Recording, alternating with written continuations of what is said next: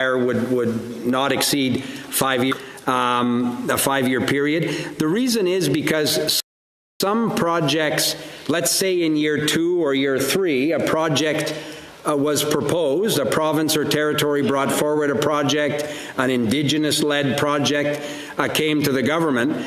If in a maximum of 2 years we were working on those conditions, we think that that is a reasonable time frame in light of the economic threat that the country faces from the United States, from our neighbors to the south. You said it, Senator. As I say, I participated in the Prime Minister's bilateral with President Trump yesterday in Kananaskis. I'm talking to the U.S. Trade Representative again later this week. Whatever the ultimate deal or arrangement that Canada comes to, we hope to remove all of the tariffs that the United States have imposed illegally and inappropriately on Canada. The economic uncertainty and instability is not going to disappear right away. What President Trump has done, and the Prime Minister has said this in the election campaign, is he's seeking to redefine many of the modern global trading relationships. I met the Mexican Minister of the Economy, Minister Ebrard, yesterday afternoon in Calgary. And we talked exactly about the trilateral context. He's in Washington almost every week. And he tells me that this is not a short-term challenge to the global economy. So that's why we think the time frame is appropriate. And I know, Senator, your chair is, I saw Minister Freeland, Mr. Chair. I won't do that. But with respect to the power given to the Governor and Council, I'm sure that your colleagues might give us an opportunity to address that. Thank you, Minister. I just want to remind the honourable senators that when you're sharing your time, you have 10 minutes. So 10 minutes altogether, the three of you, with the questions and answers. Thank you. So the third block goes to the Canadian Senators Group. Senator Aucoin and Osler will share the time. Senator Aucoin. Senator Aucoin. Merci. Bonjour. Thank you. Good afternoon, Ministers and Minister LeBlanc. My question is for you, Mr. LeBlanc. One of the recurring obstacles in workforce mobility remains the recognition of professional qualifications from one province to another. Given the importance of community colleges like Nova Scotia Community College in Nova Scotia, what commitment is the government making in this bill to harmonize training standards and ensure the quick and fair recognition of qualifications, particularly for newcomers and recent graduates? Mr. Chair, through you, Senator Aucoin, thank you for the question.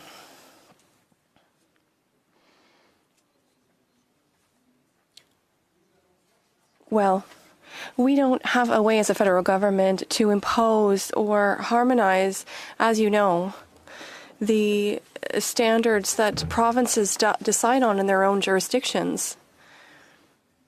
For some trades, I fully agree with you. Community colleges in your province and in mine do significant work. They do important work.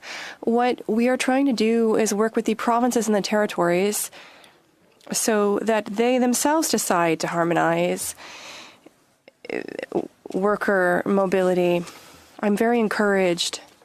One of the examples that I used with the premiers in the Atlantic region, for example, the 4 premiers decided to strike a partnership for health workers to recognize that if you're a occupational therapist in Moncton and you want to work in Cheticamp, you can work in there or in Summerside in Prince Edward Island. It was for us an inspiration.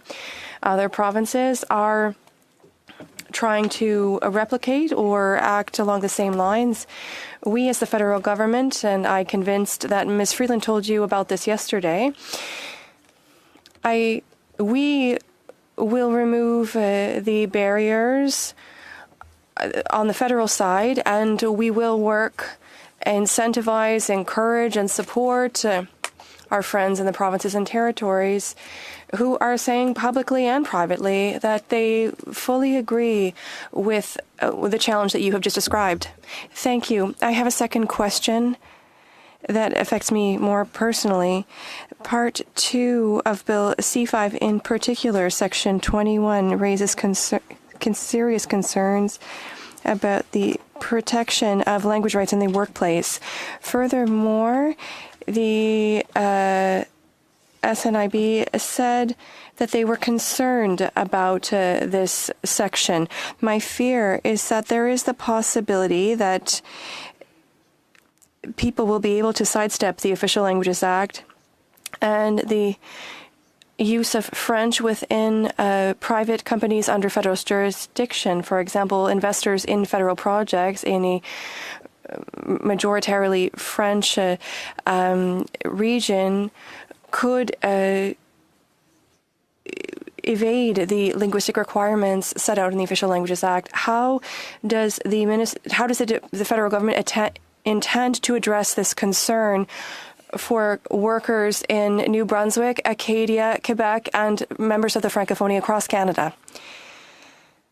Mr. Chair and Senator Aucoin, I completely share the concern that you just raised.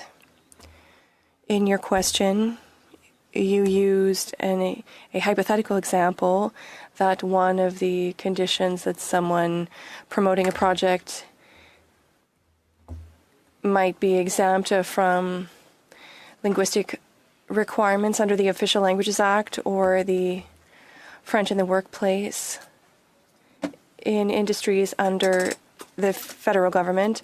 I cannot imagine. I would not approve such a condition.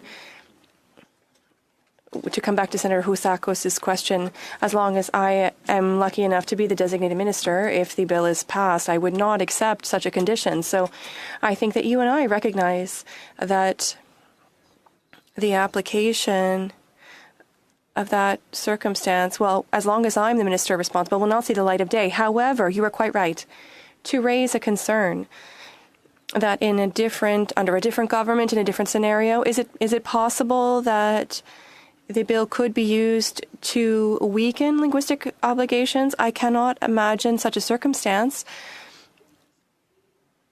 When we discussed it during the election campaign, both with Mr. Carney and the premiers of the provinces, the urgency to take action is real, we believe. But at no time did we imagine that scenario would be reasonable. And I will work with you and other colleagues to ensure that this concern does not materialize, because I completely share your concern. Thank you. Thank you, Mr. Chair. And thank you, ministers and your team, for being with us here today. My question is to you, Mr. LeBlanc. Given your role as minister responsible for Canada-US trade, do you foresee this bill being a point of tension or cooperation in our cross-border economic relationship, particularly where provincial preferences may diverge from federal priorities? Mr. Chair, through you, Senator, thank you for the question. I want to make sure I understood. You started off on the Canada-US context and a point of contention, you mean, with our friends in the United States, and then both. But then you went to can I ask you? I just want to make sure I understood your question. Yeah, just on both points of tension between or cooperation on both fronts among our provinces, with our provinces, as well as across the board. So, Senator, I think you've identified precisely a very important opportunity for collaboration at both the federal, provincial, territorial level, and with respect to our most important economic partner, the United States. Geography, the United States is Canada's most important security and economic partner. And will be for a very long time. We're redefining our ability to have a reliable trading relationship. That's a separate subject. But in my conversations with Secretary Lutnick, with Ambassador Greer, as recently as yesterday in Kananaskis, Secretary Bessent, the United States Treasury Secretary, was there. And in the President's conversation with the Prime Minister, we're talking about redefining a relationship with the United States, an economic partnership that would include Canada's ability to do major projects. For example, think of the critical mineral space. Premier Smith was speaking to me last night, Premier Moe in Saskatchewan, about potential mineral projects, mining projects that would answer very much the challenge we have not only with the United States but other allies in terms of our dependency on countries like China or Russia. The South African minister was sitting next to me at the dinner last night and talking about Canada and South Africa in terms of being critical mineral giants and what that could mean to global security if we do that properly. So I think there's a big opportunity done properly in the Canada-US relationship. And just going by, Senator, the conversations with premiers in Saskatoon, if you think that all 13 provincial and territorial governments arrived at the meeting with examples of the kinds of projects that they hoped could be developed to the point that the government would consider them, as Rebecca said, for that designation. And many provinces and territories are working together. So if you take the western provinces with the territorial, the northern premiers, they're seeking, the Atlantic premiers are working together. So and the Government of Canada is committing to one project, one review, to no duplication, no overlap, to working with them to expedite the projects. I think therein lies a huge opportunity for our federation as well, and I'm quite encouraged. I think all Canadians should be by the action we're seeing from provinces and territories and their leaders. Thank you, Mr. Minister. Thank you. Thank you, Minister. You have 30 seconds. 30 seconds. Just want to ask Mr. LeBlanc whether Building Canada, whether you have any concerns that streamlining approval for major projects under the Building Canada Act could be challenged by the U.S. as inconsistent with trade obligations under the CUSMA. How is this being addressed as well? So the short answer is I don't, Senator, have any concerns. I think if we want to strengthen our economic relationship with the United States, our ability to build big projects in Canada and increase the GDP of our country will be a positive element in our relationship with the United States.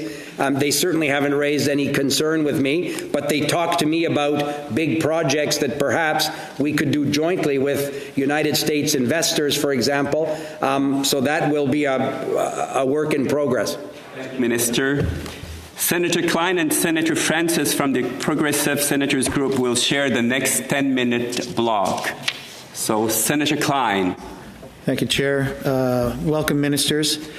Yesterday we heard from the National Indigenous leaders that there's been rushed and insufficient consultation on Part 2 of Bill C-5. So I want to thank you for your recognizing the consultation and FPIC in your opening remarks. You're recognizing with conviction, duty to consult, UNDRIP law, and Section 35. Ministers, yesterday we heard from National Indigenous leaders also, Minister, we've heard about a so-called Henry VIII clause contained in Sections 21, 22, 23, and Part 2 of this bill. Purportedly, these clauses give Cabinet unconstrained ability to alter the operation of virtually all laws passed by Parliament. Minister, if environmental Indigenous rights statutes can be exempted, what might that mean for the environment and Indigenous people? Minister. Thank you, Senator, for the question. Yes, as outlined in my opening comments, consultation is legally required, and it's under the Constitution. And so the rights are affirmed by the Constitution, and the duty to consult and accommodate has been set out in a series of Supreme Court of Canada decisions. So this bill cannot supersede the Constitution. So projects will only be designated following full consultation with affected Indigenous rights holders. And I will possibly leave it at that so that I can leave you more time in your 10-minute questions, but it is, the key is that the Constitution, the duty to consult and accommodate is in the Constitution, as well as the amended Interpretation Act that this bill has to follow. So Henry VIII clause has no impact. Correct. Thank you. Senator Francis? Ministers, if a project causes serious and unanticipated harm after it has been approved, it is critical that Indigenous peoples and other affected communities have meaningful opportunities for redress. Even before that, however, there must be strong procedural safeguards to ensure that the delegated minister will not abuse the sweeping powers he is granted under this bill. Currently, Bill C-5 would allow him or her to override existing federal laws and regulations, including potentially the Indian Act.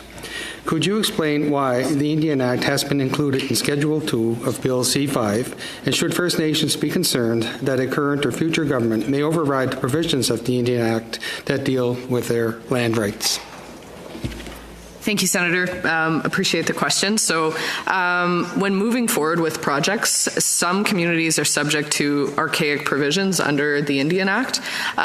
So we will be engaging with First Nation partners on each project. If we need to suspend some provision of the Act, we will do so in consultation with the First Nation. And just to ensure that the development will respect cultural practices, environmental standards, but one of the things that in discussions with Indigenous leaders was the challenges with the Indian Act when it comes to financial. And so if there is that opportunity to make some provisions to alter that, that could be considered through this legislation. So again, we want to retain the option for it to advance a project, but it has to be with First Nations. And this legislation, the sections of the Indian Act, again, that's why we decided to include it. Thank you. Thank you, Senator. Le prochain bloc ira au... The next block will go to the Independent Senators group. The time will be shared between Senator Wu, Senator Clément, and Senator Moody. Senator Wu. Minister, thank you for being here. One of the ways in which this bill supersedes and overrides legislation is in the way it deals with the Statutory Instruments Act. One specific override it has is over the ability of Parliament to review regulations through its Scrutiny of Regulations Committee, which I understand I'll be back on soon enough, and which I had the honor of chairing the last two parliaments. I understand that the need to perhaps override certain statutes in the interest of speeding up an approval process. But the scrutiny job happens well after a project has been undertaken, well after the bill has been put in place, and it's a way to make sure that regulations are consistent with the law in which we pass. Why was it necessary to take this quite extraordinary step to the Scrutiny Committee? So, Mr. Chair, through you to Senator Wu, thank you for that question. And I have been hanging around Parliament long enough to know and have colleagues that have served a number of years on the Joint Committee on the Scrutiny of Regulations. And you're absolutely right. It is an example, I think, where where the Senate, this chamber, and the other place work on something that perhaps isn't, as you described, Senator, I think very well, and for Canadians that might be watching us, I think that is an important parliamentary responsibility that has been exercised over a long period of time by both chambers. So I absolutely subscribe to the work that is often done out of the glare of the public light, but contributes, I think, to governments being responsible and the executive branch enacting regulations that, as you described very well, respect the legislation that was adopted by Parliament. So again, I'm doing this the third time I've said what I wouldn't do is think of a hypothetical example. For quatrième fois, sénateur, oof. For 4 times, Senator? Well, the hour is early. It's not enough questions for my colleague yet. Sure. Our objective here is to say to proponents of projects, to provinces and territories, to Indigenous proponents, that we're prepared to act and act swiftly and responsibly in a balanced way. But I would be happy to work with that committee and others to ensure that, to not use the hypothetical example of an extreme outcome, but to ensure that that is done obviously in a responsible way. Can you think of any other statutory instrument that has been exempt from the review and the purview of the Regs Committee? And even if you don't have the answer, can you find a way to preserve Parliament's right to at least look at the regulations after the fact so that we're not totally in the dark? So, Mr. Chair, Senator, I'm not aware of other examples, but it doesn't mean there aren't some. It's such a technical point of law, but I'd be happy to ask the Privy Council officials who are here with me to answer that precise question and get you that precise answer. I don't know it myself, but it's a very good question. I'll get you that answer in terms of are there other precedents, and would be happy to work with your committee to ensure, as you said, that the fundamental respect for Parliament is preserved. But, Senators, I want to be transparent. The government believes that to encourage investors to come forward, to encourage provinces and territories to put forward major projects because of the economic and geopolitical urgency of the moment, we want to tell those proponents and their partners, including Indigenous peoples, as my colleague said, that we're prepared to do this work in a responsible, expeditious way, but I wouldn't purport to take away that important role of Parliament, Senator. Thank you for raising that. Senatrice Clément. Thank you to both. Senator Clément. Here. Minister Alty, you and I have both been mayors, and I've long admired your work when you were dealing with the impact of wildfires on your community. I admired your leadership style. I was on a municipal panel with you, organized by Senator Simons at FCM. Mayors understand relationship building. We see our constituents, our neighbors on the street. They know us by name. And I know that you bring relationship building skills to this job. And you mentioned meaningful consultation in your opening statement. And I want to sort of speak about that, not just in the legal requirement piece, but in the relationship building piece. So in Ontario, communities have been upset by our own Bill 5 here, which was passed. And today, the Chiefs of Ontario have organized a rally right here on Parliament Hill in response to C5. In fact, former Grand Chief of Akwesasne, now Regional Chief Abram Benedict, spoke just moments ago. In our conversations with them earlier this week, they sent us some of their questions, and I want to relay their concerns here. Given the speed at which Cabinet can move under C5 with emergency-like power to override legislation and regulation, does the government anticipate repercussions like demonstrations and protests that would result in delaying projects? How more specifically does the government intend to mitigate those risks? What does the government say in response to the Chief of Ontario gathering on the Hill today? Thank you, Senator, for the questions. I think the point I'll speak on is kind of the idea that this bill is proposing accelerating Indigenous consultation, and what I think is important is the opportunity to streamline, to create that major projects office. And so over the last year, Crown-Indigenous Relations has conducted engagement sessions with Indigenous peoples via our existing forums and tables on a proposed Crown Consultation Coordinator function. And so these sessions revealed several reoccurring concerns related to all federal consultations. And some of the themes were insufficient coordination, difficulty navigating consultation processes, especially for smaller communities with limited capacity, fragmented and inadequate funding for participation in consultations, and growing consultation fatigue exacerbated by overlapping and duplicative processes.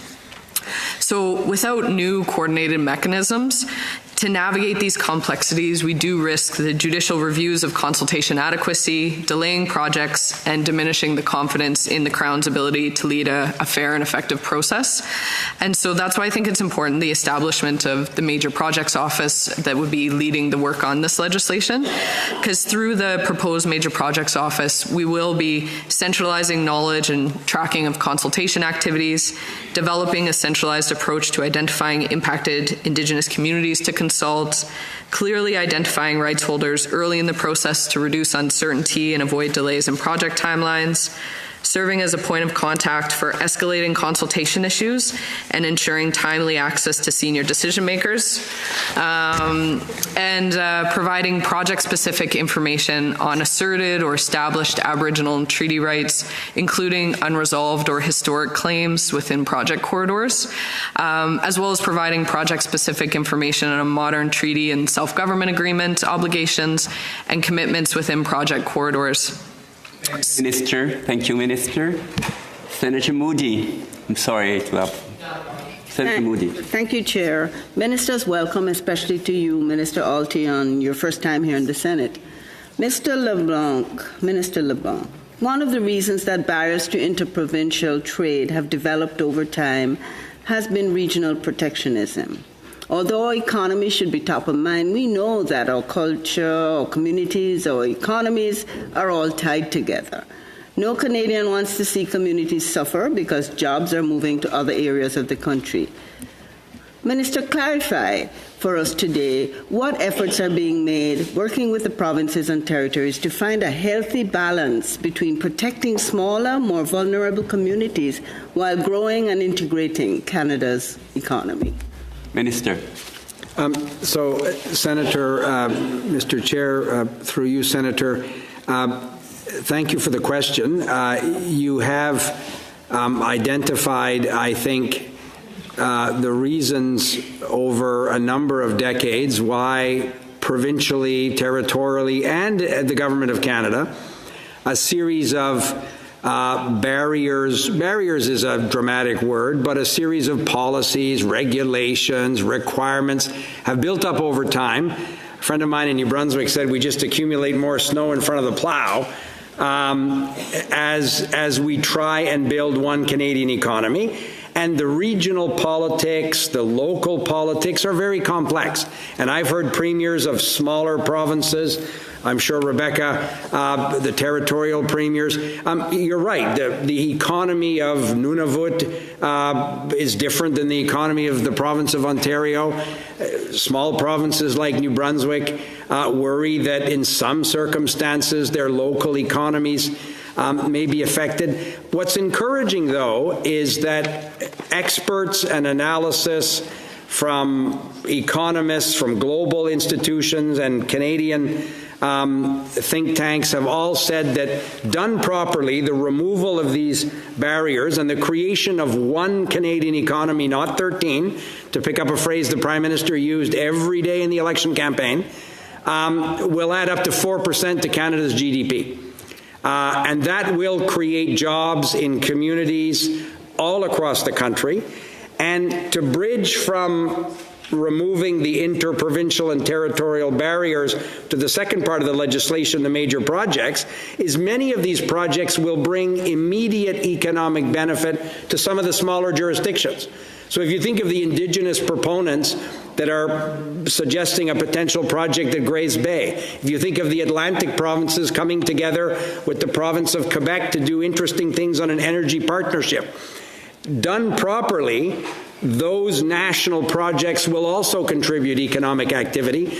I'm encouraged by the premiers themselves, the business communities, and organizations representing workers asking all governments, every order of government, to do what the moment requires, both in terms of eliminating those interprovincial barriers, but also on national projects that I see your chair is about to apply the Freeland rule. Thank you, Minister. Thank you. Senator Wallen from the CSG will share her time with Senator Greenwood from the ISG. So you will share the next 10 minutes. Senator Wallen. Thank you. Mr. LeBlanc, thank you both for being here, but let's just begin with the criticism of this bill in general that we hear from members of your own party on the floor, that this has usurped, your approach to this particular bill has usurped the rights and obligations of parliamentarians. Debate has been stymied in your House. This is not our general procedure here. We would usually send a bill to committee. We would have witnesses. We would take testimony, and we would apply sober second thought to that bill. But because of the time pressures that you've put on, we're now in this particular process. Can you explain why you think this is so necessary at this moment? We've talked a little bit about what the crisis is. I'm not sure that with you and the Prime Minister actively engaged in the trade negotiations and our security and trade relationship with the U.S., that the two leaders have put kind of a 30-day timeline on there.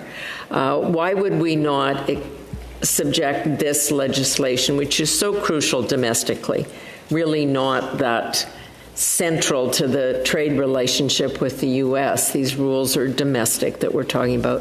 Why would you not give this the proper scrutiny that it needs to resolve the critics that are making the case about the powers of declaring a national interest project? Minister LeBlanc. Merci, Mr. President, and through you to Senator Wallen. I think the Prime Minister and our government made a compelling case to Canadians that this particular piece of legislation was what the moment required. Every day of the election campaign, the Prime Minister spoke about building big projects in the national interest. It's on page 1 of our election platform. So none of this should surprise Canadians that we think that the country, and that view is shared by all 13 premiers, both before and after the election in meetings that I attended, that the moment has arrived where we have to have an expedited process, not for all projects. And I think, Senator, this is a piece of legislation that applies to domestic law in Canada.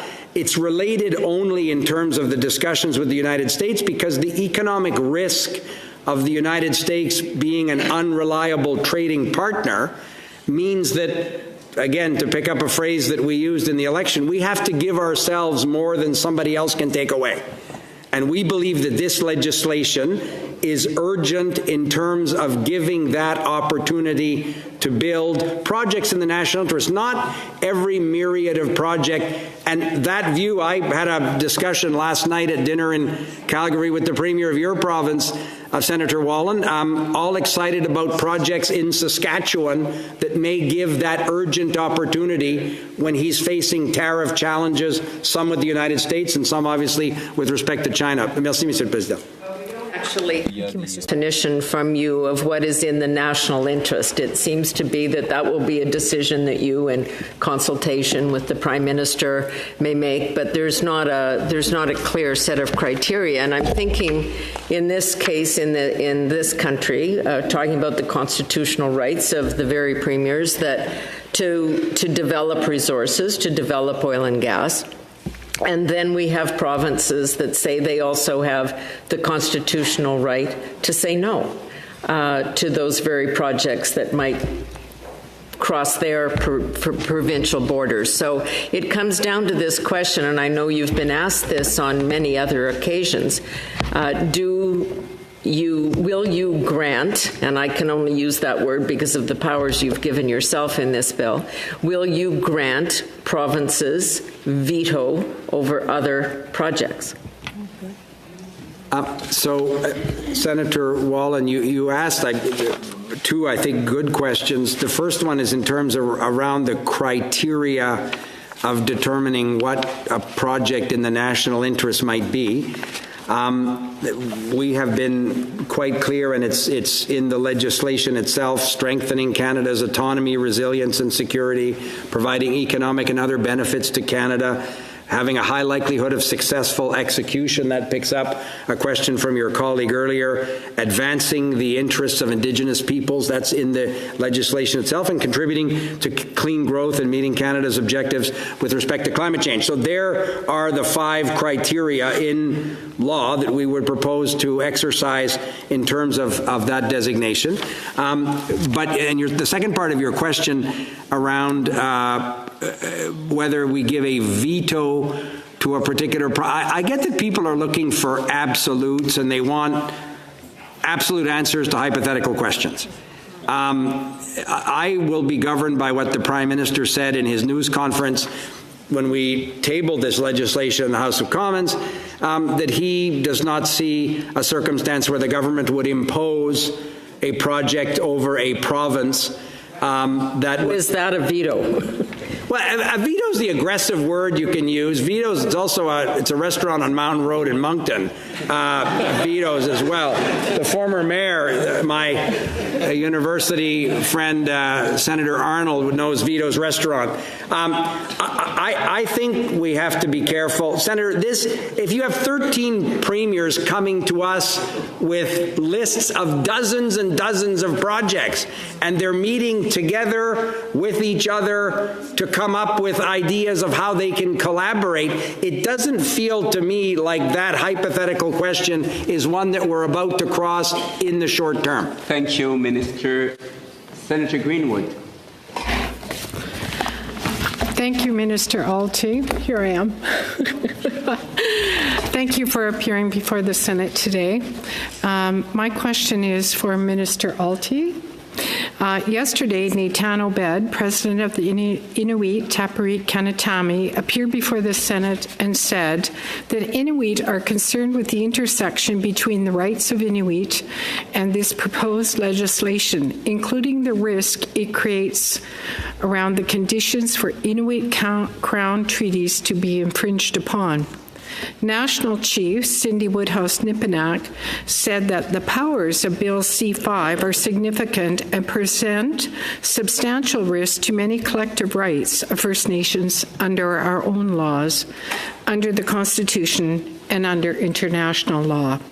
Given the significant concerns of Indigenous peoples and how this legislation can infringe upon their rights, and here's the question, how will the government protect the rights of Indigenous peoples that are recognized and affirmed by Section 35 and uphold the government's obligation to ensure that all laws are consistent with the UN Declaration on the Rights of Indigenous Peoples, namely Articles 18, 19, and 32.2? Mr. Alty. Thank you. Hearing 2 parts to your question, I'll touch on Nunavut. So Canada does have obligations in modern treaties and self-government agreements, including those in relation to co-management, environmental assessments, consultations, and procurement. Those are legal obligations enshrined on par at the Constitution. So those are continued to respect and be implemented, and this bill can't infringe on those. When it comes to First Nations, that is where the legislation is incentivizing early engagement with Indigenous peoples, and proponents who don't engage with Indigenous peoples before bringing their projects forward for consideration under the legislation would be given a lower evaluation. But to the legal points, it is still that 2-part process of Indigenous right holders would be consulted to add a project to Schedule 1, and then once a project is being reviewed, it's also undergoing the consultation process. And I do think I would to zoom out, this bill in the preamble, it's talking about we're looking to urgently advance projects that are in the national interest, including projects, blah, blah, blah, economic trade. Projects that don't have Indigenous support aren't going to urgently advance. We're looking for projects that can get going. To the points and the concerns that Mr. LeBlanc has outlined, the Prime Minister has outlined, we are looking with this legislation, we can't put every project under. If every project's a priority, nothing's a priority. If we have too many projects in this pipeline, we're not able to provide the white glove service that we're actually looking to advance these projects. So I do think it's important to remember we're looking to urgently advance, and it really is about those factors, about the high likelihood of successful execution and advancing the interests of Indigenous peoples being that key. I know I have people text me from home being like, I hope I see this project. And I'm like, this isn't a funding pot either. That project that you're talking about has a low likelihood of success because it doesn't have any money. So really making sure we're taking a look at not only with this legislation, but kind of those other pieces too, Indigenous capacity building, Indigenous loan guarantees, et cetera. Thank you, Minister Alty. The next block goes to the CPC. Senator McCallum and Senator Richards will share their time. Senator McCallum. Thank you, Mr. Chair. And thank you for taking the time to come and meet with us. These questions are for the come from the Assembly of Manitoba Chiefs. And you answered the first one, or I don't know if you answered enough for them. It was about including the Indian Act in Schedule 1. And these are not hypothetical situations or questions. These acts in Schedule 1, when you look at them, as well as some provincial laws, were not enforced, which led to a lack of mitigation. Polluters didn't pay, but taxpayers did, like the orphan wells, and led to concentrated dumping of toxins in First Nation lands and waterways, and resulting in premature morbidity and mortality, hence the passing of the Environmental Racism Act. With the increase in critical minerals mining and the simultaneous increase in toxins,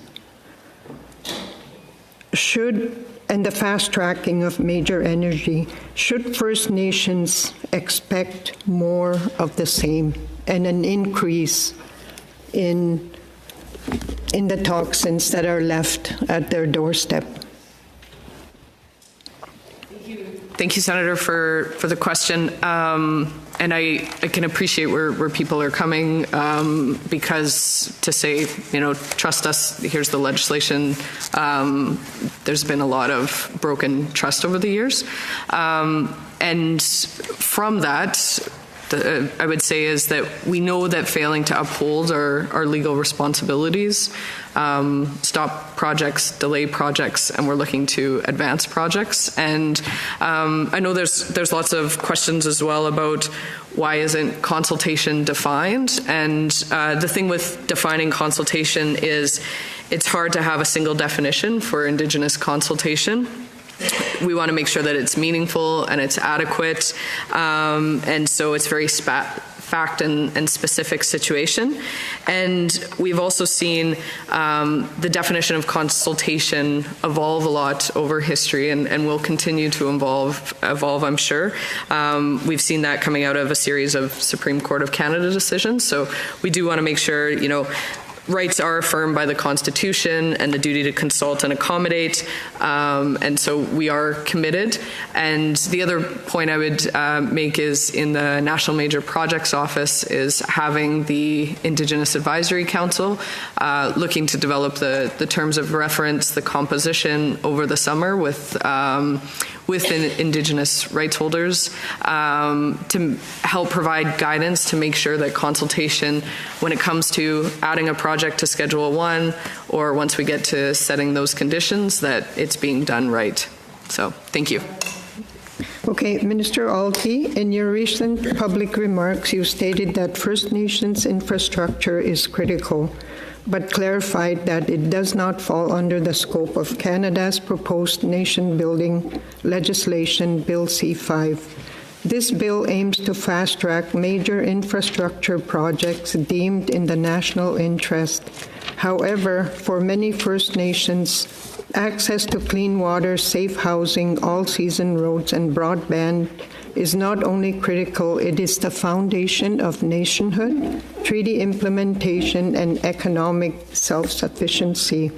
Can you please clarify how your government justifies excluding First Nations infrastructure from the definition of nation building under Bill C-5, and what message this sends to First Nations who continue to face systemic underinvestment and inequality? How will your government ensure that First Nations are not sidelined once again in decisions about the future of their lands, their economies, and basic human rights?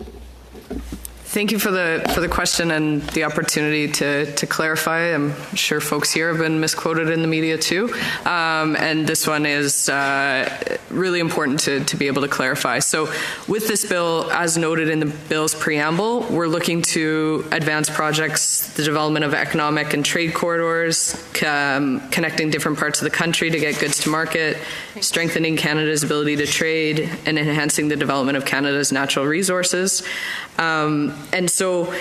And then with that, then it's about the evaluation, that 5 parts, strengthen Canada's autonomy, et cetera. So Indigenous proponents, provinces, territories are able to bring any projects that meet those conditions forward for consideration. And the thing I would also say is this bill isn't that magic bullet to solve all the infrastructure deficits that we have in this country.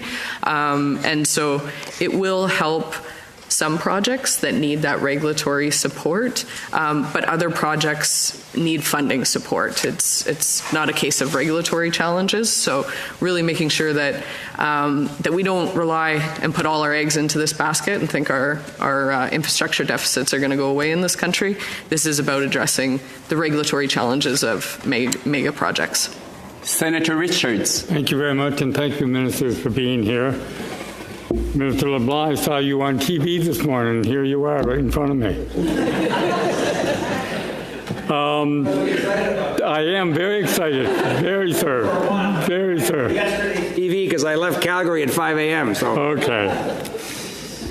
Well, my question is in similar vein. I really want this bill to go through, and I actually was an opponent to Bill C-69. But yesterday we were visited by the Chief of the Assembly of First Nations as well as Mr. Obed. And the Métis chief from Manitoba, only the Métis chief was hopeful and optimistic about C5. The Chief of the Assembly of First Nations and Mr. Obed were highly critical because of the feelings of neglect and disrespect to their people. It does seem after all this time, no matter how much we want projects to go forward, we might be back at the same impasse, with groups having the exact same concerns. So how might this work against the timely certification of many needed projects if projects are to be challenged by interested groups such as environmental and First Nations by litigation? So how will this differ from Bill 69 in moving projects forward in a timely fashion? Minister Alty. Thank you, and thank you for the question. And so there is if this bill gets passed, hopefully it does get passed, then it is engaging with provinces, territories, Indigenous proponents over the summer to solicit projects that meet the criteria of the Act. And projects do need to have done a fair amount of homework. You can't just, boom, I thought of this idea this morning, we should make this a national project. You know, these mega projects need pre-feasibility study, feasibility studies, so you do have to have your homework, a fair amount of your homework done before you come to the federal government and say, I want to add it to Schedule 1. And one of the big things is engaging with impacted First Nations, Inuit, or Métis if the project is in their area. And so, you know, there are a number of mega projects across the country that do have Indigenous proponents who would like to have their project considered under this bill, and we would go through that process. Again, in the second step of this legislation, if a project makes it into Schedule 1, the consultation with impacted Indigenous peoples then goes through to make sure that the conditions are right, the duty to consult as well as accommodate if need be. Less draconian than Bill C-69. Mr. LeBlanc, you want to take that part? I'm glad I skated by King Henry VIII. Draconian feels less threatening. Senator Richards, and we've taken note, and I appreciate your comments at the opening of your question. We do think, as I said previously, that there is an important moment where the country can come together, as Rebecca, I think, said, in the right way with respect for constitutional obligations to Indigenous peoples, our environmental protection legislation, but do it in an expedited, thoughtful way that avoids duplication and overlap and says to investors, as Rebecca properly said, private investors that come forward with these projects, ideally with the participation of Indigenous peoples, the support of provincial and territorial governments. I say governments plural because wouldn't it be great if there's more than one? In many cases, there may be a number. The idea here is to say that for that narrow category of project that will significantly impact the GDP of our country, will deal with trade diversification, opening new markets.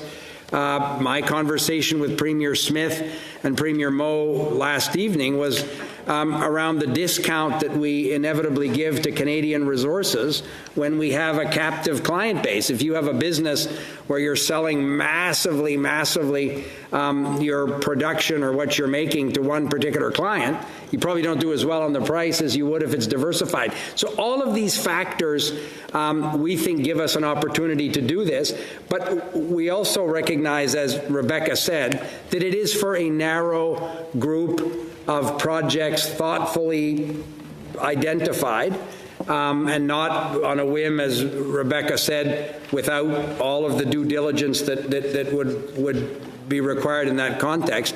That's the sort of spirit in which we think, Senator Richards, that this is a way to move forward for those projects. Merci, Monsieur le Ministre. Thank you, Minister. The Independent Senators Group will be using the next 10 minutes. Senator McBean, followed by Senator Dean, followed by Senator Pate. Senatrice McBean. Merci.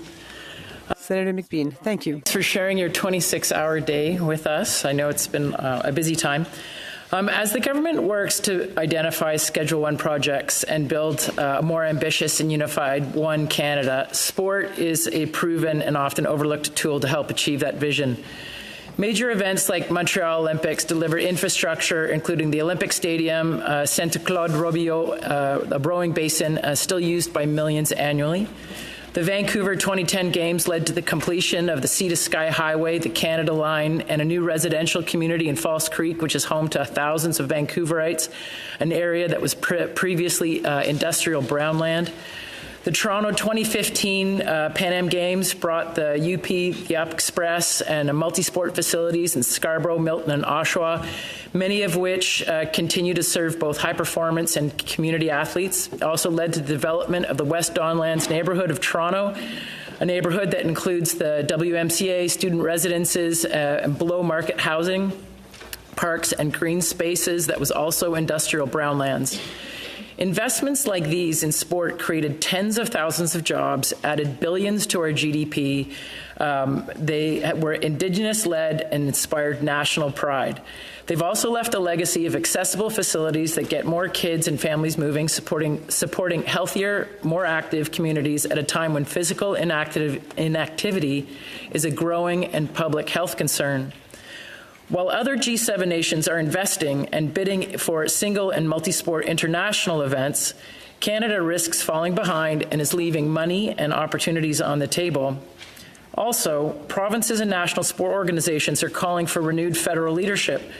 Our sport infrastructure is dated, and perhaps it's time to have a new version of 1967's Canadian Centennial projects.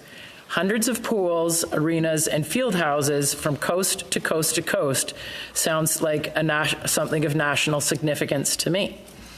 So my question, does the government recognize sport and activity as more than recreation, but as a national building investment tool that supports physical activity, builds lasting infrastructure, creates jobs, plants a flag firmly in our sovereignty, and inspires the next generation? And how can C5 be used to support that vision? Minister. So, Mr. Chair, through you, Senator, thank you for the question. I absolutely, I think, agree with the premise of the question that, and you used examples that are inspiring that all Canadians, certainly of my generation or older, will remember, of where the country did those big projects in the proper way with those partnerships that Rebecca and your colleagues have referred to, and it has left a lasting economic and social legacy for the country. So I totally subscribe, if I've understood or if I'm properly articulating, I think, the premise of your question. Again, we're back in, I think it would be the 5th time that I'd be in the hypothetical space now. But if 30 minutes left, if Senator, a proponent, and I think Rebecca said something interesting, this is not a federal funding program. It's not the infrastructure program, it's not the infrastructure bank. There are ways that the federal government could partner. If we talk about building a high-speed rail from Quebec City to Windsor, Ontario, therein might be a federal project of national significance, to use a hypothetical example, where the government of Canada would be a funding partner and so on. So this is not about opening up a federal funding stream, but some projects may very well attract federal investment for the reasons you enunciated. If a province or territory with Indigenous partners and municipalities came forward with a proposal for some Olympic Games, for example, therein may lie an opportunity. Again, there's a reason why provinces and municipalities hesitate, because of the cost and the undertaking that represents. But I had not thought of that example, and I appreciate you raising it. Therein may lie an example where proponents, plural, with the right partnerships, may seek to have an expedited process which would give greater certainty to those projects, which is one of the reasons why perhaps many of them haven't been brought forward. So you see the vicious circle there. Thank you, Minister. Senator Dean. Thank you, Minister. You've been hearing a lot about what my colleagues are worried about. I'm interested in what you have been worrying about. Inevitably, as you work through this legislation with officials over a considerable period of time, you will have identified key success factors and potential failure factors.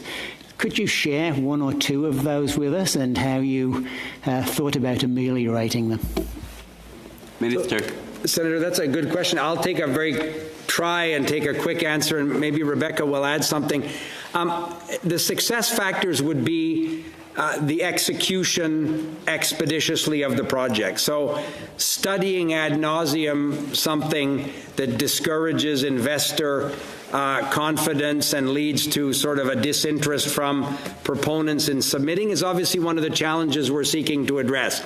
So the ability to quickly execute a project with all of the partnerships and other elements that my colleague and I have discussed would be for us an example of a successful metric. If Senator Husakos talked about benchmarking some of this, it will, assuming Parliament adopts this legislation, assuming the premiers and Indigenous partners are as quick as they say they will be in submitting these projects, doing the due diligence that Rebecca talked about, I think it'll become real for Canadians when they see the inspiring examples of real projects going through an evaluation process that is perhaps more effective than it's been in the past. But Rebecca, did you want to add something in terms of examples of a success or a... I'm a nerd. I love process improvements, and I love looking at stuff from start to finish, from I have an idea to we're cutting the ribbon, and where can we do stuff to accelerate without an impact on the quality. And so because we've been doing stuff sequentially, or the left hand's been doing something and the right hand's been doing something, I think we lose time. So we've take more time and we end up at the same place. So with this, I'm hoping that we'll be able to find those process improvements that are going to benefit just the projects in Schedule 1 for now, but that we'll be able to really make those more substantial improvements to benefit any project, so that it's, you know, if it is the sport center, it will also benefit from this, even if it doesn't happen to make it into Schedule 1. And then I think with my ministerial hat is the work of the major projects, and really working through this gold standard of consultation, and to be able to get that centralized knowledge and tracking of consultation, and just being able to show how we can do it better on to get to the finish line quicker, but without impacting the product along the way. Thank you, Minister. Senator Pate. Great. Thank you both for being here, and I'm really excited about what the potential is, but I want to come back to, as others have noticed, Bill C-5 is unlike any other legislation that we've seen and that Parliament has studied. It would allow the Cabinet to greenlight massive resource projects before economic, social, health, environmental, and the possible impacts on Indigenous peoples are considered. And so granting Cabinet the power to ignore laws that are meant to apply to all of us and to protect the health and well-being of Canadians, none of us takes lightly, including I hear from both of you yourselves. Indigenous peoples have already asserted, as you've heard, that giving some 7 days to comment on Bill C-5 does not meet your legal obligations under Section 5 of the UN Declaration Act. And many are predicting that and questioning the logic of rapidly passing a law that could be immediately challenged in court and lead to conflict on the grounds that it will result in greater efficiency and certainty for economic development, and yet obviate the responsibilities of Parliament. So I would like to know from both of you what concrete measures each of you will personally take to ensure your government does not compromise the UN Declaration on the Rights of Indigenous Peoples, First Nations, Inuit and Métis governance, and environmental commitments.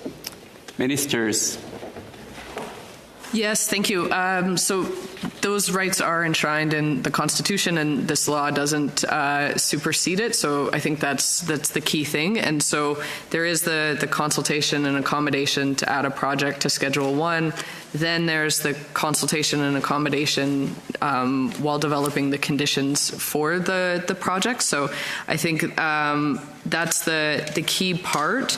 And if the consultation and accommodation during those two parts aren't done right, it does delay the project, which really defeats this bill. But at the end of the day, the Canadian Constitution, the Supreme Court has shown it, there is a requirement, the duty to consult and accommodate, and projects will be required to do that.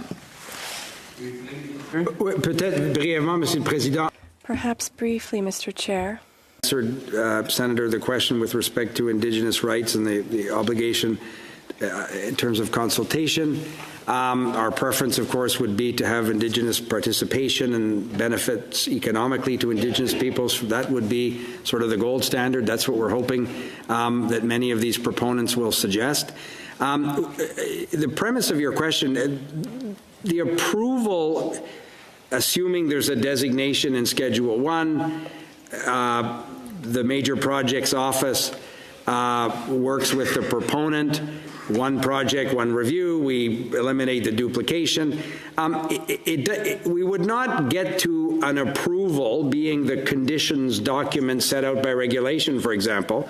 We wouldn't get to that approval without having done those environmental assessments in the broad sense of the term. So those will form part of the conditions that will be the approval of the project. very much informed by the work of Environment and Climate Change Canada, very much informed by the work of Fisheries and Oceans, by scientists, Natural Resources Canada. One particular project some premier talked to me about, there'd be the Nuclear Safety Commission if you're talking about a uranium mine, for example. So all of that work will very much be part of the approval process. I don't want people to think that because there's a designation, that important work mandated by statute is not being done. That would be I think in the law school term is a misapprehension of the facts. So I just want that to be very clear, that in any decision to ultimately grant the approval in the form of conditions, all of that work will be rigorously done.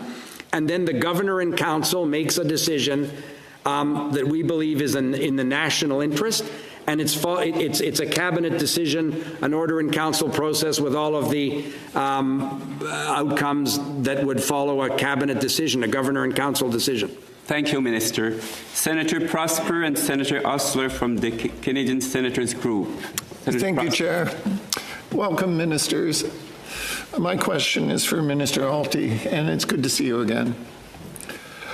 Earlier, in response to a question from Senator Clement, you provided a number of examples with respect to issues regarding consultations that Indigenous peoples face. And my question focuses around meaningful consultation. It's sort of like the basic requirement here for consultation to be meaningful. And in certain instances, it allows for oral submissions, language considerations, the incorporation of traditional knowledge. It's more than just talking to leadership. It allows First Nations to be well-resourced, given time to digest information, and before it is fed into a process and a decision is made. Do you feel this meaningful consultation can be achieved with compressed timelines within this bill, and if so, how? Thank you. Thank you for the question and the opportunity to meet the other day. It does offer me the opportunity to kind of conclude what I was talking about before, but to summarize what I was the Major Projects Office will be leading projects and coordinating the federal decisions, providing that single window for project proponents, coordinating that Crown consultation, and providing that policy, legislative, and regulatory advice. I do think we lose a lot of time, and in my previous role as mayor, I would hear it from both proponents as well as chiefs of the frustration that a proponent went and engaged with everybody but missed one Indigenous rights holder. So now we're back to the beginning again. And so it doesn't necessarily mean that the quality of engagement suffers when we try to have those shorter time frames. It does require the government to invest in resources to create this Major Projects Office right so that we can be effectively engaging. And to your point, because I think you were mentioning some quality engagement protocols in your province. I know in the Northwest Territories we have great co-management and great projects are in the proponents. The traditional knowledge is really valued in closure plans, for example.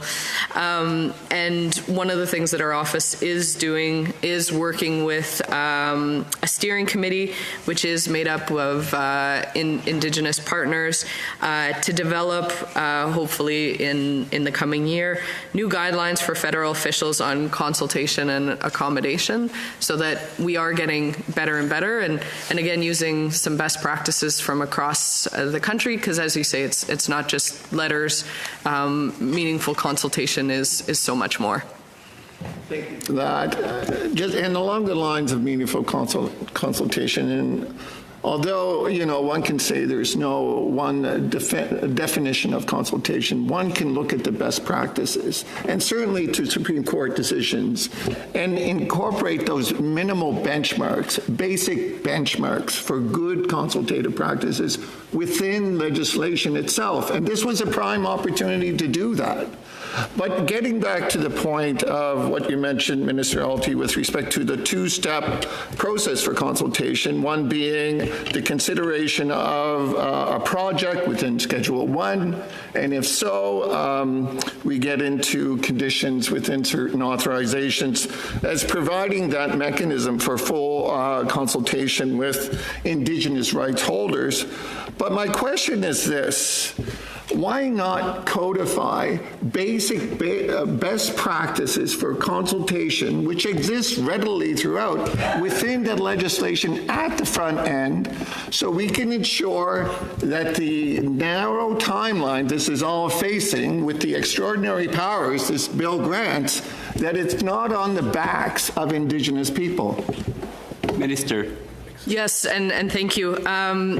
We didn't go with a single definition because we did, it's very fact and specific situation. And so really looking at the nature of the project, which Section 35 rights holders may be impacted and to what degree, the nature of the Section 35 rights that may be adversely affected, and there's a number of other variables. So, at the end of the day, the Constitution does protect the duty to consult and accommodate. Supreme Court of Canada, they have decisions on this, and we will be working with the Major National Projects Office as well as the Indigenous Advisory Council to ensure that the consultation is meaningful and robust, and again, hoping to be able to replicate that, to share that knowledge so that it's not just the projects in Schedule 1 that are going through great consultation, but we're seeing that throughout the country. Senator Hustler. Thank you. And thank you, ministers, both of you, for being here today. My question's for Minister Alty, and it's actually a question about consultation, and it's the same question I asked yesterday to our Indigenous panel. Because one of the potential issues around the concept of consultation is what defines an impacted community. For instance, if there are concerns around impacts to migratory herds, such as caribou, or disruption of the summer habitat of beluga whales, the term impacted communities should include communities beyond those that would be traditionally chosen for consultation. And if you look at my home province of Manitoba, Churchill, the port has been identified as a potential nation-building project. And given Churchill's location and proximity to Nunavut, one could say that the Inuit as well as the Dene should be consulted. So as Minister of Crown-Indigenous Relations, how will the government determine who should be consulted and who should be considered an impacted community? Minister? I don't have the exact information, so I will come back to you on that because it's not us just deciding today it's this group, tomorrow it's that. There is more robust process involved, so I will get staff to get back to yourself as well as the rest of the senators with a more fulsome answer. Thank you, Minister. And I think, more importantly, having that answer for the communities, for the rights holders, is far more important than getting it back to us. But thank you. Yes, perfect. Thank you. Thank you. Thank you. Senator Cardozo and Senator Cosner from the Progressive Senators Group. You have 10 minutes. Senator Cardozo. Thank you, Mr. Chair, and welcome, ministers. My question is about labor mobility. Recognition of workers' credentials. So are you expecting to have more mutual recognition between provinces of credentials, or do you see standardization of certification happening? And I ask that in the context of this is a federal law. Are there limitations about what you can do? And is this more symbolic and you're trying to set the table for what you expect the provinces to do, if I can use the Prime Minister's term, catalyze action in this area? Minister? Merci, Monsieur le Président. Senator Cardozo. Thank you, Mr. Chair. Our question is a good one. Nothing in this legislation impacts the jurisdiction of provinces and territories. I think that's also a fundamental thing that, ça va sans le dire, but we should say It goes without saying. Ambiguity in that regard. And the example you properly used, and I know you've studied this issue yourself in a policy context, mutual recognition in many of the examples that Canadians think about is properly in the hands of provinces and territories. So, and I know not to duck, but in her fulsome answers yesterday, I'm sure that my colleague, Chrystia Freeland, who has the carriage of the responsibility, not to duck the question, I'm happy to answer it, but she has been drilling down with provinces and territories on this issue of mutual recognition. We wanted to start by bringing the Government of Canada to the conversation with the cleanest hands we can. So we had, for example, the Deputy Clerk and I, before we came here, were talking about, if you're a land surveyor in the province of New Brunswick, and you were doing, this may have been, Chrystia used this example yesterday, so Chris Fox is cheating, giving it to two of us.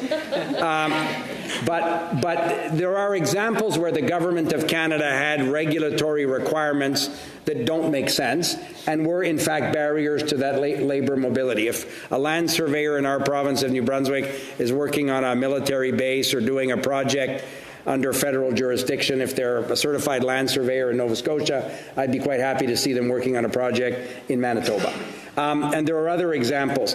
We're trying to, I want to be careful because it's not at all in a patronizing way. The Government of Canada is not playing big brother to the provinces. The provinces are leading themselves by example in this area. And the provinces are sort of coming together, one with the other, and in small regional groups, and saying, hey, we're prepared right away. The province of Alberta has been a leader in this space. Former Premier Jason Kenney was doing great work. Premier Palliser of Manitoba. Some premiers, former premiers, have been leading this conversation. Premier of Nova Scotia has been a great leader in this regard, in terms of saying to their other First Minister colleagues, how can we collectively do that work? And the Government of Canada wants to enable it in the sense we don't have federal barriers. Catalyze is a good word, but I'm encouraged by their desire to do that work themselves in a very effective way. Can I ask, in your, since you're also the lead minister in terms of Canada-U.S. relations, do you see this act as being something where you're sort of arming ourselves against the United States, or is it sort of separate because of the tariff threats? We're getting our house in order in a different way because we can't trust working with them anymore? Yeah, you've used big arming ourselves against the United States is not the phrase I would have used. You used that word, Senator. But I take your point entirely. We think that this legislation is part of Canada's response to the economic uncertainty created by President Trump's tariffs. It's having a direct, I exchanged messages with Premier Ford today. Imagine what it means for the steel industry in his province and right across the country. That economic uncertainty is affecting workers and businesses in an acute way every day, and in some sectors it's getting worse day over day. So this is part of a united Canada's response to giving ourselves the economic instruments to grow our economy, diversify our trade, and inspire Canadians to build big nation projects in the national interest. So it's part of an answer, but Canadians are coming up with all kinds of very inspiring ways of how we can meet the challenge of an unreliable trading partner with the United States. This is our government's clearly stated objective in the election campaign as part of the response. But we continue to look at other ways that we can make the economy more resilient. I wouldn't want to cut off Senator Kuzner's time, Mr. Chair. I know everybody's been looking forward to that, so I'll stop speaking now, and we'll let Roger have a run here. Senator Kuzner. Nice to see you, both senators. Not as much Senator LeBlanc.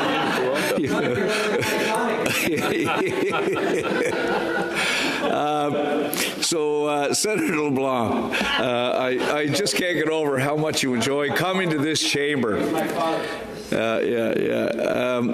Minister, one thing about mobility, and coming off my colleagues' questions about credentialing and the recognition of interprovincial credentials, the big challenge is going to be in mobility. I think one of the challenges is going to be the cost.